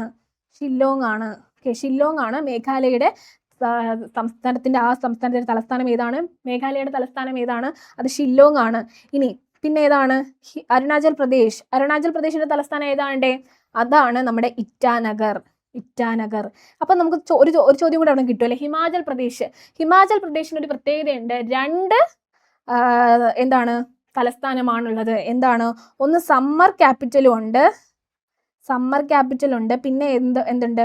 ഒരു വിന്റർ ക്യാപിറ്റലും ആർക്കുണ്ട്? നമ്മുടെ ഈ ഹിമാചൽ പ്രദേശിന് ഉണ്ട്. ഏതൊക്കെയാണ് അത്? സമ്മർ ക്യാപിറ്റൽ ഏതാണ്? സമ്മർ ക്യാപിറ്റൽ ആണ് എന്ത്? ഷിംല. കേട്ടിട്ടുണ്ടായിരിക്കും അല്ലെ. ഷിംലയാണ് അവിടുത്തെ ഉത്തരം. വിന്റർ ക്യാപിറ്റലെയോ? ധരംശാല. എന്താണ്? ധരംശാലയാണ് അവിടുത്തെ ഉത്തരമായിട്ട് വരുന്നത്. അപ്പോൾ നമുക്കറിയാം നമ്മൾ ചോദിച്ചിരിക്കുന്നത് ചുവടെ കൊടുത്തിരിക്കുന്നതിൽ ഏത് സംസ്ഥാനത്തിന്റെ തലസ്ഥാനമാണ് ഇറ്റാനഗർ എന്നാണ് ചോദിച്ചിരിക്കുന്നത്. ഇറ്റാനഗർ ആരുടെ തലസ്ഥാനമാണ്? അരുണാചൽ പ്രദേശ്. അപ്പോൾ അരുണാചൽ പ്രദേശാണ് ഇവിടുത്തെ ശരിയായിട്ടുള്ള ഉത്തരം. അപ്പോൾ അത് പഠിക്കുന്ന കൂട്ടത്തിൽ നമ്മൾ ബാക്കിയുള്ളതും കൂടെ പഠിക്കണം അല്ലേ. ഏതാണ്? ആസാം ആണെങ്കിൽ ദിസ്പൂർ ആണ്. മേഘാലയ ആണെങ്കിൽ എന്താണ്? ഷില്ലോങ് ആണ്. ഹിമാചൽ പ്രദേശിന് 2 എണ്ണം ഉണ്ട്. എന്തൊക്കെയാണ്? സമ്മർ ക്യാപിറ്റലും ഉണ്ട്, വിന്റർ ക്യാപിറ്റലും ഉണ്ട്. സമ്മർ ക്യാപിറ്റൽ ഏതാണ്? ഷിംലയാണ്. വിന്റർ ക്യാപിറ്റൽ ഏതാണ്? അത് ധരംശാലയാണ്. ഓക്കെ അല്ലേ? ക്ലിയർ അല്ലേ? ഓക്കെ, അടുത്ത ചോദ്യത്തിലേക്ക് പോവാം. ഇന്ത്യയിൽ ഏറ്റവും കൂടുതൽ ജനസംഖ്യയുള്ള രണ്ടാമത്തെ സംസ്ഥാനം ഏതെന്നാണ് നമ്മളോട് ചോദിച്ചിരിക്കുന്നത്. ഇന്ത്യയിൽ ഏറ്റവും കൂടുതൽ ജനസംഖ്യയുള്ള ഒന്നാമത്തെ സംസ്ഥാനമാണോ ചോദിച്ചിരിക്കുന്നത്? അല്ല. എന്താണ് നമ്മളോട് ചോദിച്ചിരിക്കുന്നത്? രണ്ടാമത്തെ സംസ്ഥാനം, ഇന്ത്യയിൽ ഏറ്റവും കൂടുതൽ ജനസംഖ്യയുള്ള രണ്ടാമത്തെ സംസ്ഥാനം ഏതെന്നാണ് നമ്മളോട് ചോദിച്ചിരിക്കുന്നത്. ഓപ്ഷൻസ് നോക്കിക്കേടാ. ഓപ്ഷൻ എ മഹാരാഷ്ട്ര ഉണ്ട്, ഓപ്ഷൻ ബി ഉത്തർപ്രദേശ് ഉണ്ട്, ഓപ്ഷൻ സി മധ്യപ്രദേശ് ഉണ്ട്, ഓപ്ഷൻ ഡി തമിഴ്നാട് ഉണ്ട്. ഏതാണ് ഉത്തരം? ഏതാണ് ഉത്തരം? ഉത്തർപ്രദേശ് ആണോ? ഉത്തർപ്രദേശ് എന്താണ്? ഉത്തർപ്രദേശ് എന്താണ്? ഫസ്റ്റ് ആണല്ലേ, ആദ്യത്തെ ആണ്. അതായത് ജനസംഖ്യ ഏറ്റവും കൂടുതൽ, ഇന്ത്യയിൽ ഏറ്റവും കൂടുതൽ ജനസംഖ്യയുള്ള ആദ്യത്തെ സംസ്ഥാനമാണ് ഉത്തർപ്രദേശ്. ഓക്കെ, അപ്പൊ ഇവിടുത്തെ ആൻസർ ഉത്തർപ്രദേശ് ആണോ? അല്ല, നമ്മളോട് ചോദിച്ചിരിക്കുന്ന രണ്ടാമത്തെ ആണല്ലേ. രണ്ടാമത്തെ ഏതാണ്ടാ? മഹാരാഷ്ട്രയാണ് രണ്ടാമത്തെ എന്താണ് ജനസംഖ്യ കൂടുതലുള്ള സംസ്ഥാനം ഇന്ത്യയിൽ. ഓക്കെ, അപ്പൊ അതാണ് അവിടുത്തെ ശരിയായിട്ടുള്ള ഉത്തരം. ഇനി അടുത്ത ചോദ്യത്തിലേക്ക് പോവാം. 2014 ജൂൺ മാസം 2-ാം തീയതി ഇന്ത്യയിൽ നിലവിൽ വന്ന പുതിയ സംസ്ഥാനം ഏതെന്നാണ് നമ്മളോട് ചോദിച്ചിരിക്കുന്നത്. മഹാരാഷ്ട്രയാണോ, ജാർഖണ്ഡ് ആണോ, ഛത്തീസ്ഗഡ് ആണോ, തെലുങ്കാനയാണോ? 2014 ജൂൺ മാസം 2-ാം തീയതി ഇന്ത്യയിൽ നിലവിൽ വന്ന പുതിയ സംസ്ഥാനം ഏതാണ്? ഏതാണ്? Option D തെലുങ്കാനയാണല്ലേ. തെലുങ്കാനയാണ് എന്നാണ് രൂപീകൃതമായത്? 2014 ജൂൺ മാസം 2-ാം തീയതി ഇന്ത്യയിൽ നിലവിൽ വന്ന പുതിയ സംസ്ഥാനമാണ് തെലങ്കാന എന്ന് പറയുന്നത്. ഇനി ഈ തെലങ്കാന രൂപീകൃതമാവാൻ കാരണമായ ആ ഒരു കമ്മിറ്റി, അല്ലെങ്കിൽ ആ ഒരു കമ്മിറ്റിയുടെ പേരെന്താണ്? രാമകൃഷ്ണ കമ്മിറ്റി അല്ലേ. രാമകൃഷ്ണ കമ്മിറ്റി. അപ്പൊ അതും കൂടെ എന്ത് ചെയ്യുക? പഠിച്ച് വച്ചേക്കുക. ഓക്കെ, ഇനി ഇന്ത്യയുമായി ഏറ്റവും നീളം കൂടിയ അതിർത്തി പങ്കുവെക്കുന്ന രാജ്യം ഏതെന്നാണ് അടുത്ത് ചോദിച്ചിരിക്കുന്ന ചോദ്യം. ഇന്ത്യയുമായി ഏറ്റവും നീളം കൂടിയ അതിർത്തി പങ്കുവെക്കുന്ന രാജ്യം ഏതാണ്? ഓപ്ഷൻ എ പാകിസ്ഥാൻ ആണോ, ഓപ്ഷൻ ബി ബംഗ്ലാദേശ് ആണോ, ഓപ്ഷൻ സി നേപ്പാൾ ആണോ, ഓപ്ഷൻ ഡി ചൈനയാണോ? ഏതാണ്? ബംഗ്ലാദേശ് ആണല്ലേ. ഓപ്ഷൻ ബി ബംഗ്ലാദേശ് ആണ് എന്താണ് ഇന്ത്യയുമായി ഏറ്റവും നീളം കൂടിയ എന്താണ് അതിർത്തി പങ്കുവെക്കുന്ന രാജ്യം ഏതാണ്? അത് ബംഗ്ലാദേശ് ആണ്. ബംഗ്ലാദേശ് ആണ് ഇവിടുത്തെ ഉത്തരമായിട്ട് വരുന്നത്. അടുത്ത ചോദ്യത്തിലേക്ക് പോവാം. ആകാശത്തിന്റെ നീല നിറത്തിന് കാരണമായ പ്രകാശ പ്രതിഭാസം ഏതെന്നാണ് ചോദിച്ചിരിക്കുന്നത്. ഓപ്ഷൻ എ പ്രകീർണനമാണോ, ഓപ്ഷൻ ബി വിസരണമാണോ, ഓപ്ഷൻ സി ഡിഫ്രാക്ഷൻ ആണോ, ഓപ്ഷൻ ഡി അപവർത്തനമാണോ? എന്താണ് ഈ ആകാശത്തിന് നീല നിറം കൊടുക്കുന്ന ഒരു പ്രകാശ പ്രതിഭാസം ഏതാണടേ? ഓപ്ഷൻ ബി വിസരണമാണല്ലേ. ഓപ്ഷൻ ബി വിസരണമാണ് ഉത്തരമായിട്ട് വരുന്നത്. അടുത്ത ചോദ്യത്തിലേക്ക് പോവാം. ഒരു മൂലകത്തിന്റെ അറ്റോമിക നമ്പർ 100. ഏത് മൂലകത്തിന്റെ അറ്റോമിക നമ്പർ ആണ് 100 എന്നാണ് ചോദിച്ചിരിക്കുന്നത്. ഏതാണ്ട്? ഓപ്ഷൻ ഡി ഫെർമിയം ആണോ, ഓപ്ഷൻ ബി നൊബീലിയം ആണോ, ഓപ്ഷൻ സി ബോറിയം ആണോ, ഓപ്ഷൻ ഡി മെന്റലീവിയം ആണോ? ഏതാണ് ഉത്തരം? അറ്റോമിക നമ്പർ 100 ആണ് അല്ലേ. ഏതാണ്? ഓപ്ഷൻ എ ഫെർമിയം ആണ്. ഫെർമിയത്തിന്റെ അറ്റോമിക നമ്പർ ആണ് എന്ത്? 100. ഓക്കെ, അടുത്ത ചോദ്യത്തിലേക്ക് പോവാം. ബിഗിഞ്ച് ഏത് രാജ്യത്തെ പെട്രോളിയം പൈപ്പ് ലൈൻ ആണ്? ബിഗിഞ്ച് നോക്കിക്കേടാ. ബിഗിഞ്ച് അത് ഏത് രാജ്യത്തെ പെട്രോളിയം പൈപ്പ് ലൈൻ ആണെന്നാണ് നമ്മളോട് ചോദിച്ചിരിക്കുന്നത്. ഓപ്ഷൻ എ ജപ്പാൻ ആണോ, ഓപ്ഷൻ ബി ഇറാൻ ആണോ, ഓപ്ഷൻ സി UAE ആണോ, ഓപ്ഷൻ ഡി USA ആണോ? ഏതാണ്ടാ? ബിഗിഞ്ച് USA ആണോ? ഓപ്ഷൻ ഡി USA ആണ് അവിടുത്തെ ഉത്തരമായിട്ട് വരുന്നത്. 47ാമത്തെ ചോദ്യം നോക്കിക്കേടാ. ഇന്ത്യയിലെ ആദ്യ സൈബർ പോസ്റ്റ് ഓഫീസ് ആരംഭിച്ചത് എവിടെയാണ്? ഇന്ത്യയിലെ ആദ്യത്തെ സൈബർ പോസ്റ്റ് ഓഫീസ് ആരംഭിച്ചത് എവിടെയാണെന്നാണ് നമ്മളോട് ചോദിച്ചിരിക്കുന്നത്. ഓപ്ഷൻ എ ചെന്നൈ ആണോ, ഓപ്ഷൻ ബി ബംഗളൂരു ആണോ, ഓപ്ഷൻ സി മുംബൈ ആണോ, ഓപ്ഷൻ സി തിരുവനന്തപുരം ആണോ? ഏതാണ് സൈബർ പോസ്റ്റ് ഓഫീസ്? എവിടെയാണ്? ചെന്നൈ ആണല്ലേ. ഓപ്ഷൻ എ ചെന്നൈ ആണ് അവിടുത്തെ ഉത്തരമായിട്ട് വരുന്നത്. Option A Chennai. ഓക്കെ അല്ലേ? ക്ലിയർ അല്ലേ? അടുത്ത ചോദ്യത്തിലേക്ക് പോവാം. ഇന്ത്യയിലെ ബാങ്കിംഗ് ഇതര ധനകാര്യ സ്ഥാപനങ്ങളുമായി ബന്ധപ്പെട്ട് ശരിയായ പ്രസ്താവനകൾ ഏവ? 1956 കമ്പനി നിയമപ്രകാരം രജിസ്റ്റർ ചെയ്യപ്പെട്ടിട്ടുള്ള സ്ഥാപനം. പിന്നെ എന്താണ്? ഇന്ത്യയിലെ ഏറ്റവും വലിയ ബാങ്കിംഗ് ഇതര ധനകാര്യ സ്ഥാപനമാണ് SIDBI. പിന്നെയോ LIC ഇൻഷുറൻസ് കമ്പനികൾ, ഫിനാൻഷ്യൽ കോർപ്പറേഷൻ എന്നിവ ഈ പട്ടികയിൽ പെടുന്നു. ഓക്കെ, നോക്കിയേടാ. ഇന്ത്യയിലെ ബാങ്കിംഗ് ഇതര ധനകാര്യ സ്ഥാപനങ്ങളുമായി ബന്ധപ്പെട്ട് ശരിയായ പ്രസ്താവനകൾ എന്താണ്? ശരിയായ പ്രസ്താവനകൾ ഏതെന്നാണ് നമ്മളോട് ചോദിച്ചിരിക്കുന്നത്. നോക്കി, 1956 കമ്പനി നിയമപ്രകാരം രജിസ്റ്റർ ചെയ്യപ്പെട്ടിട്ടുള്ള സ്ഥാപനം അത് ശരിയാണല്ലേ. ശരിയാണ്. ഇനി ഇന്ത്യയിലെ ഏറ്റവും വലിയ ബാങ്കിംഗ് ഇതര ധനകാര്യ സ്ഥാപനം SIDBI ആണോ? അല്ല, തെറ്റാണ്. LIC ഇൻഷുറൻസ് കമ്പനികൾ, ഫിനാൻഷ്യൽ കോർപ്പറേഷൻ എന്നിവ ഈ പട്ടികയിൽ പെടുന്നു. ഏതാണ്? അതും ശരിയാണല്ലേ. അപ്പൊ ഇതിൽ 1ഉം 2ഉം മാത്രമാണ് ശരിയായിട്ടുള്ളത് അല്ലെ. ശരിയായ പ്രസ്താവന ഏതെന്നാണ് നമ്മളോട് ചോദിച്ചിട്ടുണ്ട്. അപ്പോൾ ഓപ്ഷൻ എ ആണ് അവിടുത്തെ ഉത്തരമായിട്ട് വരുന്നത്. അടുത്ത ചോദ്യത്തിലേക്ക് പോവാം. 2026 ഫുട്ബോൾ ലോകകപ്പിന് ആതിഥേയം വഹിക്കാത്ത രാജ്യം ഏതെന്നാണ് നമ്മളോട് ചോദിച്ചിരിക്കുന്നത്. 2026 ഫുട്ബോൾ ലോകകപ്പിന് ആതിഥേയം വഹിക്കാത്ത രാജ്യം ഏതാണ്? 2026 ഫുട്ബോൾ ലോകകപ്പിന് ആതിഥേയം വഹിക്കാത്ത രാജ്യം? പെട്ടെന്ന് പറഞ്ഞേ. USA ആണോ, മെക്സിക്കോ ആണോ, കാനഡ ആണോ, ചിലി ആണോ? ആരാണ് ആതിഥേയം വഹിക്കാത്തത്? ചിലിയാണല്ലേ. ഓപ്ഷൻ ഡി ചിലിയാണ് അവിടുത്തെ ഉത്തരമായിട്ട് വരുന്നത്. ഓക്കെ, അടുത്ത ചോദ്യത്തിലേക്ക് പോവാം. താഴെ പറയുന്നവയിൽ ജപ്പാനിൽ രൂപപ്പെട്ട മതം ഏതെന്നാണ് നമ്മളോട് ചോദിച്ചിരിക്കുന്നത്. താഴെ പറയുന്നവയിൽ ജപ്പാനിൽ രൂപപ്പെട്ട മതം, ജപ്പാനിൽ രൂപപ്പെട്ട മതം ഏതെന്നാണ് നമ്മളോട് ചോദിച്ചിരിക്കുന്നത്. നോക്കിക്കേ, ബഹായി ആണോ, ഷിൻഡോ ആണോ, താവോയിസം ആണോ, അതുപോലെ തന്നെ സ്വരാഷ്ട്രീയൻ ആണോ? ഏതാണ് ഉത്തരമായിട്ട് വരുന്നത്? ഏതാണ്? Option B. ഓക്കെ, അപ്പൊ ഷിൻഡോ ആണ് ഇവിടുത്തെ ഉത്തരമായിട്ട് വരുന്നത്. ഷിൻഡോ ആണ് ജപ്പാനിൽ രൂപപ്പെട്ട മതം. ഓക്കെ, ക്ലിയർ അല്ലേടാ? അടുത്ത ചോദ്യത്തിലേക്ക് പോവാം. കർണാടക സംഗീതത്തിൽ രാത്രിയിൽ ആലപിക്കുന്ന രാഗം ഏത്? അതിന്റെ പേരാണ് നമ്മളോട് ചോദിച്ചിരിക്കുന്നത്. നീലാംബരി ഉണ്ട് ഓപ്ഷൻസിൽ, പിന്നെ സാരംഗമുണ്ട്, പിന്നെ കല്യാണി ഉണ്ട്, ഭൂപാളമുണ്ട്. ഏതാണ്ട ഉത്തരം? കർണാടക സംഗീതത്തിൽ രാത്രിയിൽ ആലപിക്കുന്ന രാഗം ഏതാണ്? അത് ഓപ്ഷൻ എ നീലാംബരി ആണ്. ഓപ്ഷൻ എ നീലാംബരി ആണ് അവിടുത്തെ ഉത്തരം. അടുത്ത ചോദ്യം നോക്കിക്കേ. ഇന്ത്യ എന്റെ പ്രണയ വിസ്മയം, ഇന്ത്യ എന്റെ പ്രണയ വിസ്മയം എന്ന പുസ്തകം രചിച്ചത് ആര്? ഏതാണ് പുസ്തകത്തിന്റെ പേരെന്താണ്? ഇന്ത്യ എന്റെ പ്രണയ വിസ്മയം. ആ പുസ്തകം രചിച്ചത് ആരാണ്? ഡോക്ടർ അലക്സാണ്ടർ ജേക്കബ് ആണോ, അൽഫോൺസ് കണ്ടന്നാരമാണോ, മജിഷ്യൻ ഗോപിനാഥ് മുതുകാടാണോ, കൊച്ചൗസേബ് ചിറ്റിലപ്പള്ളിയാണോ? ആരാണടാ ഈ പുസ്തകം രചിച്ചത്? അത് നമ്മുടെ ഓപ്ഷൻ സി മജിഷ്യൻ ഗോപിനാഥ് മുതുകാടാണ് ഇന്ത്യ എന്റെ പ്രണയ വിസ്മയം എന്നുള്ള പുസ്തകം രചിച്ചത്. ഓക്കെ അല്ലേ? ക്ലിയർ അല്ലേ? അടുത്ത ചോദ്യത്തിലേക്ക് പോവാം. വിറ്റാമിൻ സിയുടെ കുറവ് മൂലം മനുഷ്യരിൽ ഉണ്ടാകുന്ന രോഗം ഏതാണ് എന്നാണ് നമ്മളോട് ചോദിച്ചിരിക്കുന്നത്. വിറ്റാമിൻ സിയുടെ കുറവ് മൂലം മനുഷ്യരിൽ ഉണ്ടാകുന്ന രോഗം ഏതാണ്? ഓപ്ഷൻ എ സ്കർവി ആണ്. സ്കർവി ആണ് വിറ്റാമിൻ സിയുടെ കുറവ് മൂലം മനുഷ്യരിൽ ഉണ്ടാകുന്ന രോഗം. ഇനി ബെറിബറി ആണെങ്കിലോടാ, ബെറിബറി എന്തിന്റെ കുറവ് മൂലം ഉണ്ടാകുന്നതാണ്? വിറ്റാമിൻ B1 കുറവ് മൂലമാണ് ബെറിബറി ഉണ്ടാകുന്നത്. ഇനി അതുപോലെ തന്നെ റിക്കറ്റ്സ് ആണെങ്കിലോ വൈറ്റമിൻ ഡി ആണല്ലേ, ഡി ആണ്. ഡിയുടെ കുറവ് മൂലമാണ് എന്തുണ്ടാവുന്നത്? റിക്കറ്റ്സ് ഉണ്ടാവുന്നത്. ഇനി പെല്ലാഗ്ര ആണെങ്കിലോ അതെന്താടാ? ഏത് വിറ്റാമിൻ്റെ കുറവ് മൂലമാണ്? B3 അല്ലേ, വിറ്റാമിൻ B3യുടെ കുറവ് മൂലമാണ് പെല്ലഗ്ര ഉണ്ടാവുന്നത്. ഓക്കെ അല്ലേ? ക്ലിയർ അല്ലേ? ഓക്കെ, അടുത്ത ചോദ്യത്തിലേക്ക് പോവാം. മനുഷ്യ മസ്തിഷ്കത്തിലെ ഭാഗമായ സെറിബ്രത്തെ കുറിച്ച് താഴെ കൊടുത്തിരിക്കുന്നവയിൽ നിന്നും ശരിയായ പ്രസ്താവന തിരഞ്ഞെടുക്കുക എന്നാണ് നമ്മളോട് പറഞ്ഞിരിക്കുന്നത്. നോക്കിക്കേ, പേശി പ്രവർത്തനങ്ങളെ ഏകോപിപ്പിച്ച് ശരീര തുലനില പാലിക്കുന്നു. ഓക്കെ, ചിന്താ, ബുദ്ധി, ഓർമ്മ, ഭാവന എന്നിവയുടെ കേന്ദ്രം ഐച്ഛിക പ്രവർത്തനങ്ങളെ നിയന്ത്രിക്കുന്നു. ഏതാണ് ഉത്തരം? ചിന്താ, ബുദ്ധി, ഓർമ്മ, ഭാവന എന്നിവയുടെ കേന്ദ്രമാണല്ലേ? ശരിയാണ്. ഐച്ഛിക പ്രവർത്തനങ്ങളെ നിയന്ത്രിക്കുന്നു, അതും ശരിയാണ്. അപ്പൊ ഇതിൽ ഉത്തരം ഏതാണ്? Option A, option B, option C, option D. ഏതാണ് ഇതിൽ ഉത്തരം? 2ഉം 3ഉം മാത്രമാണ് ഇതിൽ ശരിയായിട്ടുള്ളത്. അപ്പൊ ഓപ്ഷൻ ബി ആണ് ഇവിടുത്തെ ഉത്തരമായിട്ട് വരുന്നത്. മറ്റേത് എന്താണ്? സെറിബെല്ലത്തെ കുറിച്ചിട്ടുള്ളതാണ് അല്ലേ? അപ്പൊ അത് പഠിച്ചു വെക്കുക. അടുത്ത ചോദ്യത്തിലേക്ക് പോവാം. കേന്ദ്ര തോട്ടവിള ഗവേഷണ കേന്ദ്രം സ്ഥിതി ചെയ്യുന്നത് എവിടെയാണെന്നാണ് ചോദിച്ചിരിക്കുന്നത്. കേന്ദ്ര തോട്ടവിള ഗവേഷണ കേന്ദ്രമാണ്. ഓക്കെ, എവിടെയാണ്? പാലക്കാടാണോ, കാസർഗോഡാണോ, തിരുവനന്തപുരമാണോ, കണ്ണൂരാണോ? എവിടെയാണ് കേന്ദ്ര തോട്ടവിള ഗവേഷണ കേന്ദ്രം സ്ഥിതി ചെയ്യുന്നത്? ഓപ്ഷൻ ബി കാസർഗോഡാണ് അവിടുത്തെ ഉത്തരമായിട്ട് വരുന്നത്. ഓക്കെ അല്ലേ? അടുത്ത ചോദ്യത്തിലേക്ക് പോവാം. താഴെ കൊടുത്തിരിക്കുന്നവയിൽ ഹരിതഗൃഹവാതകം ഏതാണെന്നാണ് ചോദിച്ചിരിക്കുന്നത്. കാർബൺ ഡൈ ഓക്സൈഡ് ഉണ്ട്, പിന്നെ ഹൈഡ്രജൻ ഉണ്ട്, ഹീലിയം ഉണ്ട്, ഓക്സിജൻ ഉണ്ട്. ഏതാണ് ഉത്തരമായിട്ട് വരുന്നത്? ഏതാണ്? Option A carbon dioxide ആണ് അവിടുത്തെ ഉത്തരമായിട്ട് വരുന്നത്.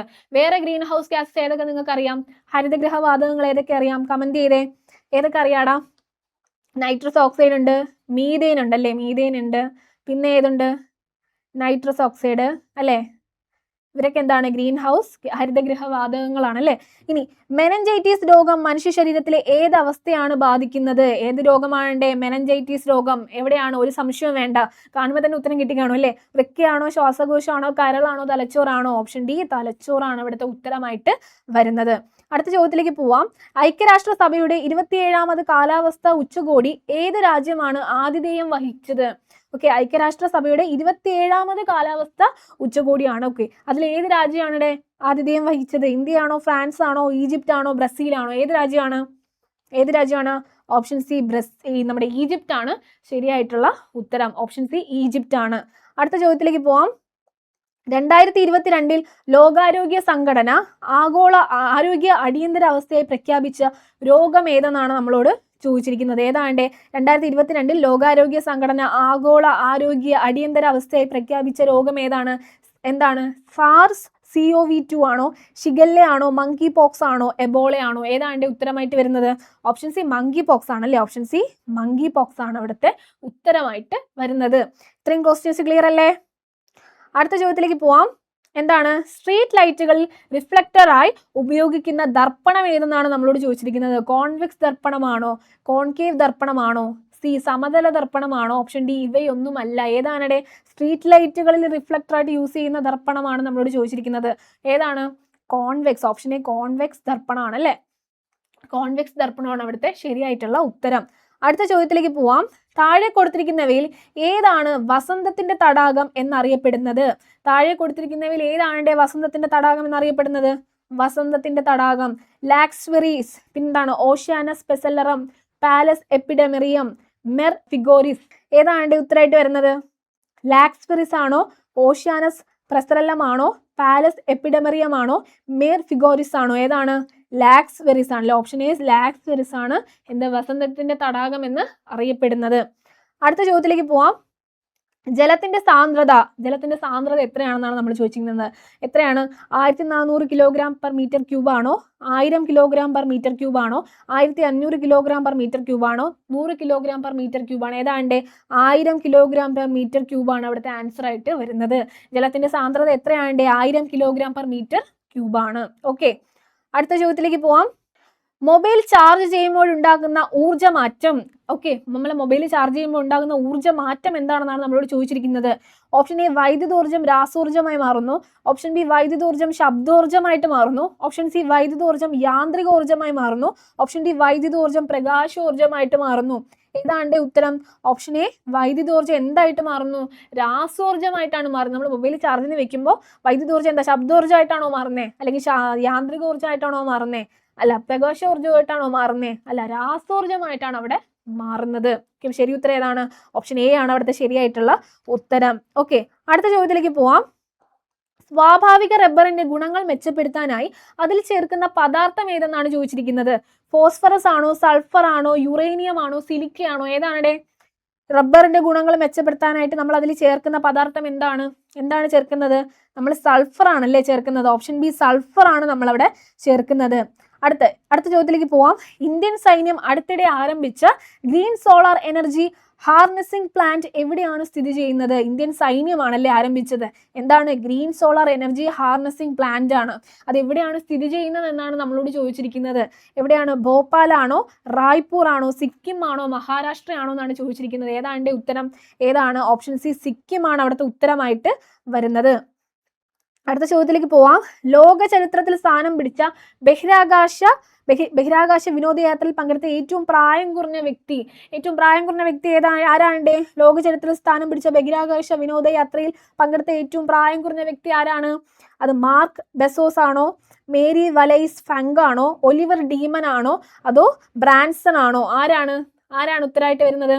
ഒലിവർ ഡീമൻ ആണ് അവിടെ ഉത്തരമായിട്ട് വരുന്നത്. ഓപ്ഷൻ സി ഒലിവർ ഡീമൻ ആണ് ലോക ചരിത്രത്തിൽ സ്ഥാനം പിടിച്ച ബഹിരാകാശ വിനോദയാത്രയിൽ പങ്കെടുത്ത ഏറ്റവും പ്രായം കുറഞ്ഞ വ്യക്തി. അദ്ദേഹത്തിന്റെ പേരാണ് ഒലിവർ ഡീമൻ എന്ന് പറയുന്നത്.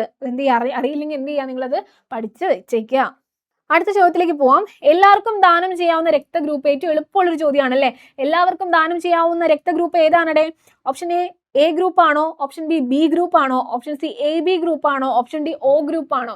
ഏതാണ്ടേ? നമുക്ക് എല്ലാവർക്കും എല്ലാ ഗ്രൂപ്പുകാർക്കും ഒരുപോലെ ദാനം ചെയ്യാൻ പറ്റുന്ന ബ്ലഡ് ഗ്രൂപ്പ് ഏതാണ്ടേ? ഒരു സംശയം വേണ്ട, അത് O ഗ്രൂപ്പ് ആണല്ലേ. O ഗ്രൂപ്പുകാർക്കാണ് എല്ലാവർക്കും എന്ത് ചെയ്യാൻ പറ്റുന്നത്? രക്തം ദാനം ചെയ്യാനായിട്ട് പറ്റുന്നത്. അടുത്ത ചോദ്യത്തിലേക്ക് നോക്കാം.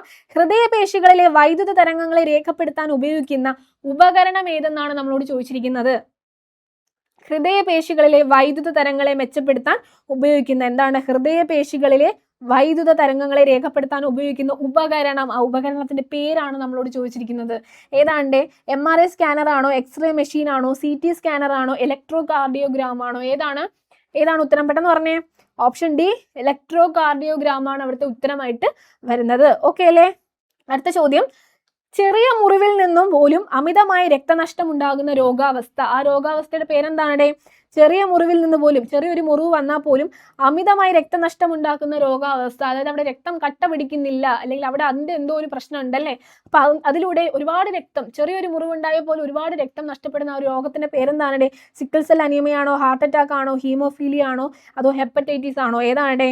ഹീമോഫീലിയ ആണല്ലേ. ഹീമോഫീലിയ ഉണ്ടാകുമ്പോഴാണ് എന്താണ്, ചെറിയ മുറിവ് വന്നാൽ ഒരുപാട് രക്തം പോകുന്നത്. കാരണം അവിടെ രക്തം എന്ത് ചെയ്യുന്നില്ല, കട്ട പിടിക്കുന്നില്ല, അതുകൊണ്ടാണ്. ഓക്കെ, അടുത്ത ചോദ്യത്തിലേക്ക് പോവാം. രക്തദാനവുമായി ബന്ധപ്പെട്ട് ചുവടെ കൊടുത്തിരിക്കുന്ന പ്രസ്താവനകളിൽ നിന്ന് ശരിയായവ ഏത്? അത് തിരഞ്ഞെടുത്ത് എഴുതാനാണ് നമ്മളോട് പറഞ്ഞിരിക്കുന്നത്. നോക്കിക്കേ, മാസത്തിലൊരിക്കൽ രക്തം ദാനം ചെയ്യാം. ഓക്കെ, അടുത്ത് 18-നും 60-നും ഇടയിൽ പ്രായമുള്ളവർക്ക് രക്തം ദാനം ചെയ്യാം. ഗർഭിണികൾ, മുലയൂട്ടുന്ന അമ്മമാർ എന്നിവ രക്തം ദാനം ചെയ്യരുത്. നോക്കിക്കേ, രക്തദാനവുമായി ബന്ധപ്പെട്ടിട്ടാണല്ലേ. ആദ്യത്തേത് നോക്കിക്കേ, മാസത്തിലൊരിക്കൽ ദാനം ചെയ്യാം. അങ്ങനെ ദാനം ചെയ്യാൻ പറ്റൂടെ രക്തം? മാസത്തിലൊരിക്കൽ രക്തം ദാനം ചെയ്യാൻ പറ്റുമോ? ഇല്ല, 6 മാസത്തിലൊരിക്കലാണല്ലേ. എത്ര ഹെൽത്തി ആയിട്ടുള്ള ആളാണെങ്കിലും 6 മാസത്തിലൊരിക്കലാണ് നമ്മൾ എന്ത് ചെയ്യുന്നത്, രക്തം ദാനം ചെയ്യുന്നത്. ഇനി 18-നും 60-നും ഇടയിൽ പ്രായമുള്ളവർക്ക് രക്തം ദാനം ചെയ്യാം. ശരിയാണല്ലേ, ഹെൽത്തി ആയിട്ടാണെങ്കിൽ നമുക്ക് എന്ത് ചെയ്യാം, ദാനം ചെയ്യാം. ഇനി ഗർഭിണികൾ, മുലയൂട്ടുന്ന അമ്മമാർ എന്നിവർ രക്തം ദാനം ചെയ്യരുത്. ശരിയല്ലേ? അതും ശരിയല്ലേടെ. അപ്പൊ ഏതാണ് ഉത്തരം? 2ഉം 3ഉം. ഓപ്ഷൻ സി ആണ് അവിടെ ഉത്തരമായിട്ട് വരുന്നത്. ഓപ്ഷൻ സി ആണ് അവിടുത്തെ ഉത്തരം. ഇനി ആമാശയത്തിൽ അടങ്ങിയിരിക്കുന്ന ആസിഡ് ഏതെന്നാണ് നമ്മളോട് ചോദിച്ചിരിക്കുന്നത്. ആമാശയത്തിൽ അടങ്ങിയിരിക്കുന്ന ആസിഡ് ഏതാണ്? ഹൈഡ്രോക്ലോറിക് ആസിഡ് ആണോ, സൾഫ്യൂരിക് ആസിഡ് ആണോ, നൈട്രിക് ആസിഡ് ആണോ, സിട്രിക് ആസിഡ് ആണോ? ഏതാണ് ആസിഡ്? സൾഫ്യൂരിക് ആസിഡ് ആണോ നമ്മുടെ ആമാശയത്തിലുള്ളത്? എന്താണ്? ഹൈഡ്രോക്ലോറിക് ആസിഡ് ആണ് നമ്മുടെ ആമാശയത്തിലുള്ളത്. നല്ല എളുപ്പമുള്ളൊരു ചോദ്യമാണ് അല്ലേ. കൃത്യമായിട്ട് ആൻസർ പെട്ടെന്ന് തന്നെ എഴുതാൻ പറ്റുന്ന ഒരു ചോദ്യമാണ്. ഹൈഡ്രോക്ലോറിക് ആസിഡ് ആണ് അവിടുത്തെ ഉത്തരമായിട്ട് വരുന്നത്. ഇനി ഏത് വിറ്റാമിൻ്റെ കുറവ് മൂലമാണ് നിശാന്തത ഉണ്ടാകുന്നത്? ഓക്കെ, നിശാന്തത ഉണ്ടാകുന്നത് ഏത് വിറ്റാമിൻ്റെ കുറവ് മൂലം എന്നാണ് ചോദിച്ചിരിക്കുന്നത്. ഓപ്ഷൻ എ വിറ്റാമിൻ എ ആണോ, ഓപ്ഷൻ ബി വിറ്റാമിൻ കെ ആണോ, ഓപ്ഷൻ സി വിറ്റാമിൻ സി ആണോ, ഓപ്ഷൻ ഡി വിറ്റാമിൻ ബി ആണോ? ഏതിൻ്റെ കുറവ് മൂലമാണ് നിശാന്തത ഉണ്ടാകുന്നത്? ഓപ്ഷൻ എ വിറ്റാമിൻ എയുടെ കുറവ് മൂലമാണ് എന്തുണ്ടാവുന്നത്? നിശാന്തത ഉണ്ടാവുന്നത്. ഓക്കെ, ഇതൊക്കെ കൃത്യമായിട്ട് അവരെന്താണ് ഡയറക്റ്റ് ആയിട്ട് ചോദിച്ചിരിക്കുന്നതാണ്. ഇതൊക്കെ നമ്മൾ പഠിച്ചിട്ടായിരിക്കും നമ്മൾ ആ ഒരു പരീക്ഷാ ഹാളിൽ പോകുന്നത്. സോ ഇതൊക്കെ നിങ്ങൾക്ക് ഉത്തരം എഴുതാൻ പറ്റുന്ന ചോദ്യങ്ങളാണ്. ഓക്കെ, ഇനി താഴെ തന്നിരിക്കുന്നവയിൽ നിന്ന് ശരിയായ പ്രസ്താവന തിരഞ്ഞെടുത്ത് എഴുതുക. ഓക്കെ, നോക്കിക്കേ, എയ്ഡ്സിന് കാരണമായ സൂക്ഷ്മജീവികൾ ബാക്ടീരിയകളാണ്. എയ്ഡ്സിന് കാരണമായ സൂക്ഷ്മജീവികൾ വൈറസുകളാണ്. എയ്ഡ്സിന് കാരണമായ സൂക്ഷ്മജീവികൾ ഫംഗസുകളാണ്. എയ്ഡ്സിന് കാരണമായ സൂക്ഷ്മജീവികൾ ആൽഗകളാണ്. ഏതാണ് ഉത്തരം? എയ്ഡ്സിന് കാരണമായ സൂക്ഷ്മജീവികൾ ബാക്ടീരിയ ആണോ? അല്ല. ഫംഗസ് ആണോ? അല്ല. ആൽഗ ആണോ? അല്ല. പിന്നെ ആരാണ്ടേ? വൈറസ് ആണ്. അപ്പോൾ ഓപ്ഷൻ ബി ആണ് അവിടുത്തെ ഉത്തരമായിട്ട് വരുന്നത്. ഓക്കെ അല്ലേ? അത് ഡൗട്ടൊന്നുമില്ലല്ലോ. അടുത്ത ചോദ്യത്തിലേക്ക് പോവാം. ചുവടെ കൊടുത്തിരിക്കുന്ന ഹോർമോണുകളിൽ ഏതിൻ്റെ അഭാവം മൂലമാണ് ഒരാളുടെ രക്തത്തിലെ പഞ്ചസാരയുടെ അളവ് സാധാരണ നിലയേക്കാൾ കൂടുതലാകുന്നത്? ഏതാണ്? ഏത് ഹോർമോണിന്റെ അഭാവം മൂലമാണ് ഒരാളുടെ രക്തത്തിലെ പഞ്ചസാരയുടെ അളവ് എന്താണ് സാധാരണയുള്ള നിലയേക്കാൾ കൂടുതലാവുന്നത്? ഏതിൻ്റെ അഭാവം മൂലമാണ്? ഗ്ലൂക്കഗോൺ ആണോ, ഈസ്ട്രജൻ ആണോ, തൈറോക്സിൻ ആണോ, ഇൻസുലിൻ ആണോ? അവിടെ നമുക്ക് ഒരു ഡൗട്ടും വേണ്ട, നമ്മൾ ഇൻസുലിൻ ആണല്ലേ. ഇൻസുലിൻ്റെ അഭാവം മൂലമാണ് എന്തുണ്ടാവുന്നത്? രക്തത്തിലെ പഞ്ചസാരയുടെ അളവ് എന്താണ് ക്രമാതീതമായിട്ട് എപ്പോഴും ഉണ്ടാവുന്നതിനെക്കാട്ടിയും കൂടുതലാവുന്നത് ഇൻസുലിൻ്റെ ആ ഒരു കുറവ് മൂലം, അല്ലെങ്കിൽ ഇൻസുലിൻ്റെ അഭാവം മൂലമാണ്. ഓക്കെ അല്ലേ? അടുത്ത ചോദ്യത്തിലേക്ക് പോവാം. ആന്റിബയോട്ടിക് ആയ പെൻസിലിൻ കണ്ടുപിടിച്ച ശാസ്ത്രജ്ഞൻ ആരാണ് പെൻസിലിൻ കണ്ടുപിടിച്ചത്? ആരാണ്? അലക്സാണ്ടർ ഫ്ലെമിംഗ് ആണോ, ഗ്രിഗർ മെൻഡൽ ആണോ, ഐൻസ്റ്റീൻ ആണോ, ചാൾസ് ഡാർവിൻ ആണോ? ആരാണ് പെൻസിലിൻ കണ്ടുപിടിച്ചത്? അലക്സാണ്ടർ ഫ്ലെമിംഗ് ആണല്ലേ. ഓപ്ഷൻ എ അലക്സാണ്ടർ ഫ്ലെമിംഗ് ആണ്. ഗ്രിഗർ മെൻഡൽ ആരാണ്? ജനിതക ശാസ്ത്രത്തിന്റെ പിതാവാണല്ലേ. ഐൻസ്റ്റീനെ നമുക്കറിയാം. ചാൾസ് ഡാർവിൻ ആരാണ്? നമ്മുടെ പരിണാമ സിദ്ധാന്തമായിട്ട് ബന്ധപ്പെട്ടിരിക്കുന്ന ആളാണല്ലേ. അപ്പോൾ ഇതിന്റെ ഉത്തരം ആരാണ്? പെൻസിലിൻ കണ്ടുപിടിച്ചത് ആരാണ്? നമ്മുടെ അലക്സാണ്ടർ ഫ്ലെമിംഗ് ആണ്. ഇനി ചില രോഗങ്ങളും അവയ്ക്കെതിരായ വാക്സിനുകളും ചുവടെ കൊടുത്തിരിക്കുന്നു. അവയിൽ നിന്നും ശരിയായ ജോഡി തിരഞ്ഞെടുക്കുക എന്നാണ് നമ്മളോട് പറഞ്ഞിരിക്കുന്നത്. നോക്കിക്കേ, ക്ഷയം BCG, മഞ്ഞപ്പിത്തം TT, മുണ്ടിനീര് OPV, പോളിയോമെലിറ്റിസ് MMR. നോക്കിക്കേ, ഇതിൽ ഏതാണ്ട് ശരി? മഞ്ഞപ്പിത്തം TT ആണോ? തെറ്റാണല്ലേ. മുണ്ടിനീര് OPV തെറ്റല്ലേ. പോളിയോമെലിറ്റിസ് എന്താണ്? MMR ആണോ? അതും അല്ല. പക്ഷെ ക്ഷയം എന്താണ്? BCG ആണ്. നമ്മൾ പഠിച്ചിട്ടുണ്ടല്ലേ, ക്ഷയം എന്താണ്? BCG ആണ്. അപ്പോൾ ഇവിടെ നമ്മൾ ചോദിച്ചിരിക്കുന്ന ശരിയായ ജോഡി ഏതെന്നാണ്. അപ്പോൾ ശരിയായ ജോഡി ഏതാണ്ട്? ഓപ്ഷൻ എ ക്ഷയം BCG എന്നുള്ളതാണ് ശരിയായിട്ടുള്ള ഉത്തരം. അവിടെ ഡൗട്ടൊന്നും വേണ്ട. ഇനി കേരളത്തിലെ ഇപ്പോഴത്തെ ആരോഗ്യ വകുപ്പ് മന്ത്രി അല്ലെ, ഒരു കാരണവശാലും നമ്മൾ തെറ്റിക്കൂലല്ലേ. കേരളത്തിലെ ഇപ്പോഴത്തെ ആരോഗ്യ വകുപ്പ് മന്ത്രി ആരാണ്ട്? ശ്രീ റോഷി അഗസ്റ്റിൻ ആണോ, ശ്രീ ആന്റണി രാജു ആണോ, പ്രൊഫസർ ആർ ബിന്ദു ആണോ, ശ്രീമതി വീണ ജോർജ് ആണോ? ഏതാണ്ട് ഉത്തരം ഓപ്ഷൻ ഡി ശ്രീമതി വീണ ജോർജ് ആണ് എന്താ നമ്മുടെ ഇപ്പോഴത്തെ ആരോഗ്യ വകുപ്പ് മന്ത്രി. ഓക്കെ അല്ലേ? താഴെ കൊടുത്തിരിക്കുന്നവയിൽ ഏത് രോഗവുമായി ബന്ധപ്പെട്ടതാണ് റെഡ് റിബൺ? ഏതാണടെ റെഡ് റിബൺ എന്നുള്ളത് ഏത് രോഗവുമായിട്ട് ബന്ധപ്പെട്ടാണ് നിൽക്കുന്നത്? കൊറോണയാണോ, എയ്ഡ്സ് ആണോ, ക്ഷയമാണോ, കുഷ്ഠരോഗമാണോ? ഈ ഇടയ്ക്കാണ് ഈ ഒരു രോഗത്തിന്റെ ദിനം കടന്നുപോയത്. എന്താണ്ടേ December 1 ഏതാണത്? എയ്ഡ്സ് ഡേ ആയിരുന്നു അല്ലേ? നമ്മുടെ ലോക എയ്ഡ്സ് ദിനമായിരുന്നു, വേൾഡ് എയ്ഡ്സ് ഡേ ആയിരുന്നു. Okay, December 1. അപ്പോൾ അതുമായിട്ട് ബന്ധപ്പെട്ട് നമ്മുടെ എയ്ഡ്സുമായിട്ട് ബന്ധപ്പെട്ടാണ് എന്ത് വരുന്നത്? റെഡ് റിബൺ വരുന്നത്. അപ്പോൾ ഓപ്ഷൻ ബി എയ്ഡ്സ് ആണ് ഉത്തരം. അല്ലാതെ കൊറോണ, ക്ഷയം, കുഷ്ഠരോഗം ഒന്നും അല്ല. ഏതാണ് ഉത്തരം? എയ്ഡ്സ് ആണ്. അപ്പോൾ ലോക എയ്ഡ്സ് ദിനം എന്നു ചോദിച്ചാൽ അത് എന്നാണ്? December 1 ലോക എയ്ഡ്സ് ദിനമായിട്ട് വരുന്നത്. ഓക്കെ അല്ലേ? ക്ലിയർ അല്ലേ? അടുത്ത ചോദ്യം, ലോകാരോഗ്യ സംഘടനയുടെ ആസ്ഥാനം ഏതെന്നാണ് ചോദിച്ചിരിക്കുന്നത്. ഓപ്ഷൻ എ റഷ്യ ഉണ്ട്, ഓപ്ഷൻ ബി ന്യൂയോർക്ക് ഉണ്ട്, ഓപ്ഷൻ സി ജനീവ ഉണ്ട്, ഓപ്ഷൻ ഡി റോം ഉണ്ട്. ഏതാണ്ടാ ഉത്തരം? റഷ്യ ആണോ, ന്യൂയോർക്ക് ആണോ, ജനീവ ആണോ, റോം ആണോ? ഏതാണ്? ലോകാരോഗ്യ സംഘടനയുടെ ആസ്ഥാനമാണ് നമ്മളോട് ചോദിച്ചിരിക്കുന്നത്. എന്താണ്? ഓപ്ഷൻ സി ജനീവയാണ് ഉത്തരമായിട്ട് വരുന്നത്. ലോകാരോഗ്യ സംഘടനയുടെ ആസ്ഥാനം ഏതാണ്ട് ജനീവയാണ്. ജനീവയാണ്. ജനീവ എവിടെയാണ് വരുന്നത്? സ്വിറ്റ്സർലാൻഡ് ആണ് അല്ലേ? സ്വിറ്റ്സർലാൻഡിലാണ് ജനീവ വരുന്നത്. പിന്നെ വേൾഡ് ഹെൽത്ത് ഡേ എന്നാണ്? വേൾഡ് ഹെൽത്ത് ഡേ എന്നാണ്? 7 ഏപ്രിലാണ് വേൾഡ് ഹെൽത്ത് ഡേ. അതും കൂടെ പഠിച്ചു വെച്ചേക്കുക. 7 ഏപ്രിലാണ് വേൾഡ് ഹെൽത്ത് ഡേ ആയിട്ട് അറിയപ്പെടുന്നത്. ഇനി COVID-19 കാരണമായ രോഗാണുക്കൾ ഏത് വർഗത്തിൽ പെടുന്നു? നോക്കിക്കേ, വൈറസ്, ബാക്ടീരിയ, ഫംഗസ്, ആൽഗകൾ. നോക്കിക്കേ, COVID-19 കാരണമായ രോഗാണുക്കൾ ഏത് വർഗത്തിൽ പെടുന്നു? നമ്മൾ തെറ്റിക്കൂലല്ലേ? ഏതാണ് ഉത്തരം? വൈറസ് ആണല്ലേ? ഓപ്ഷൻ എ വൈറസ് ആണ് അവിടെ ഉത്തരമായിട്ട് വരുന്നത്. ഓക്കെ, 80ാമത്തെ ചോദ്യത്തിന്റെ ഉത്തരം ഏതാണ്? വൈറസ് ആണ്. COVID-19 കാരണം ഏതാണ്? വൈറസ് ആണ്. ഓക്കെ, അപ്പോൾ നിങ്ങൾക്ക് ഈ ക്വസ്റ്റ്യൻസ് എല്ലാം മനസ്സിലായെന്ന് വിചാരിക്കുന്നു. എല്ലാ ക്വസ്റ്റ്യൻസും ക്ലിയർ ആയെന്ന് വിചാരിക്കുന്നു. എന്താണ് മനസ്സിലായെന്ന് വിചാരിക്കുന്നു. അപ്പം നമുക്ക് എന്ത് ചെയ്യാം? മറ്റൊരു വീഡിയോയിലൂടെ വീണ്ടും കാണുന്നവരേക്കും എല്ലാവർക്കും താങ്ക് യു, നന്ദി.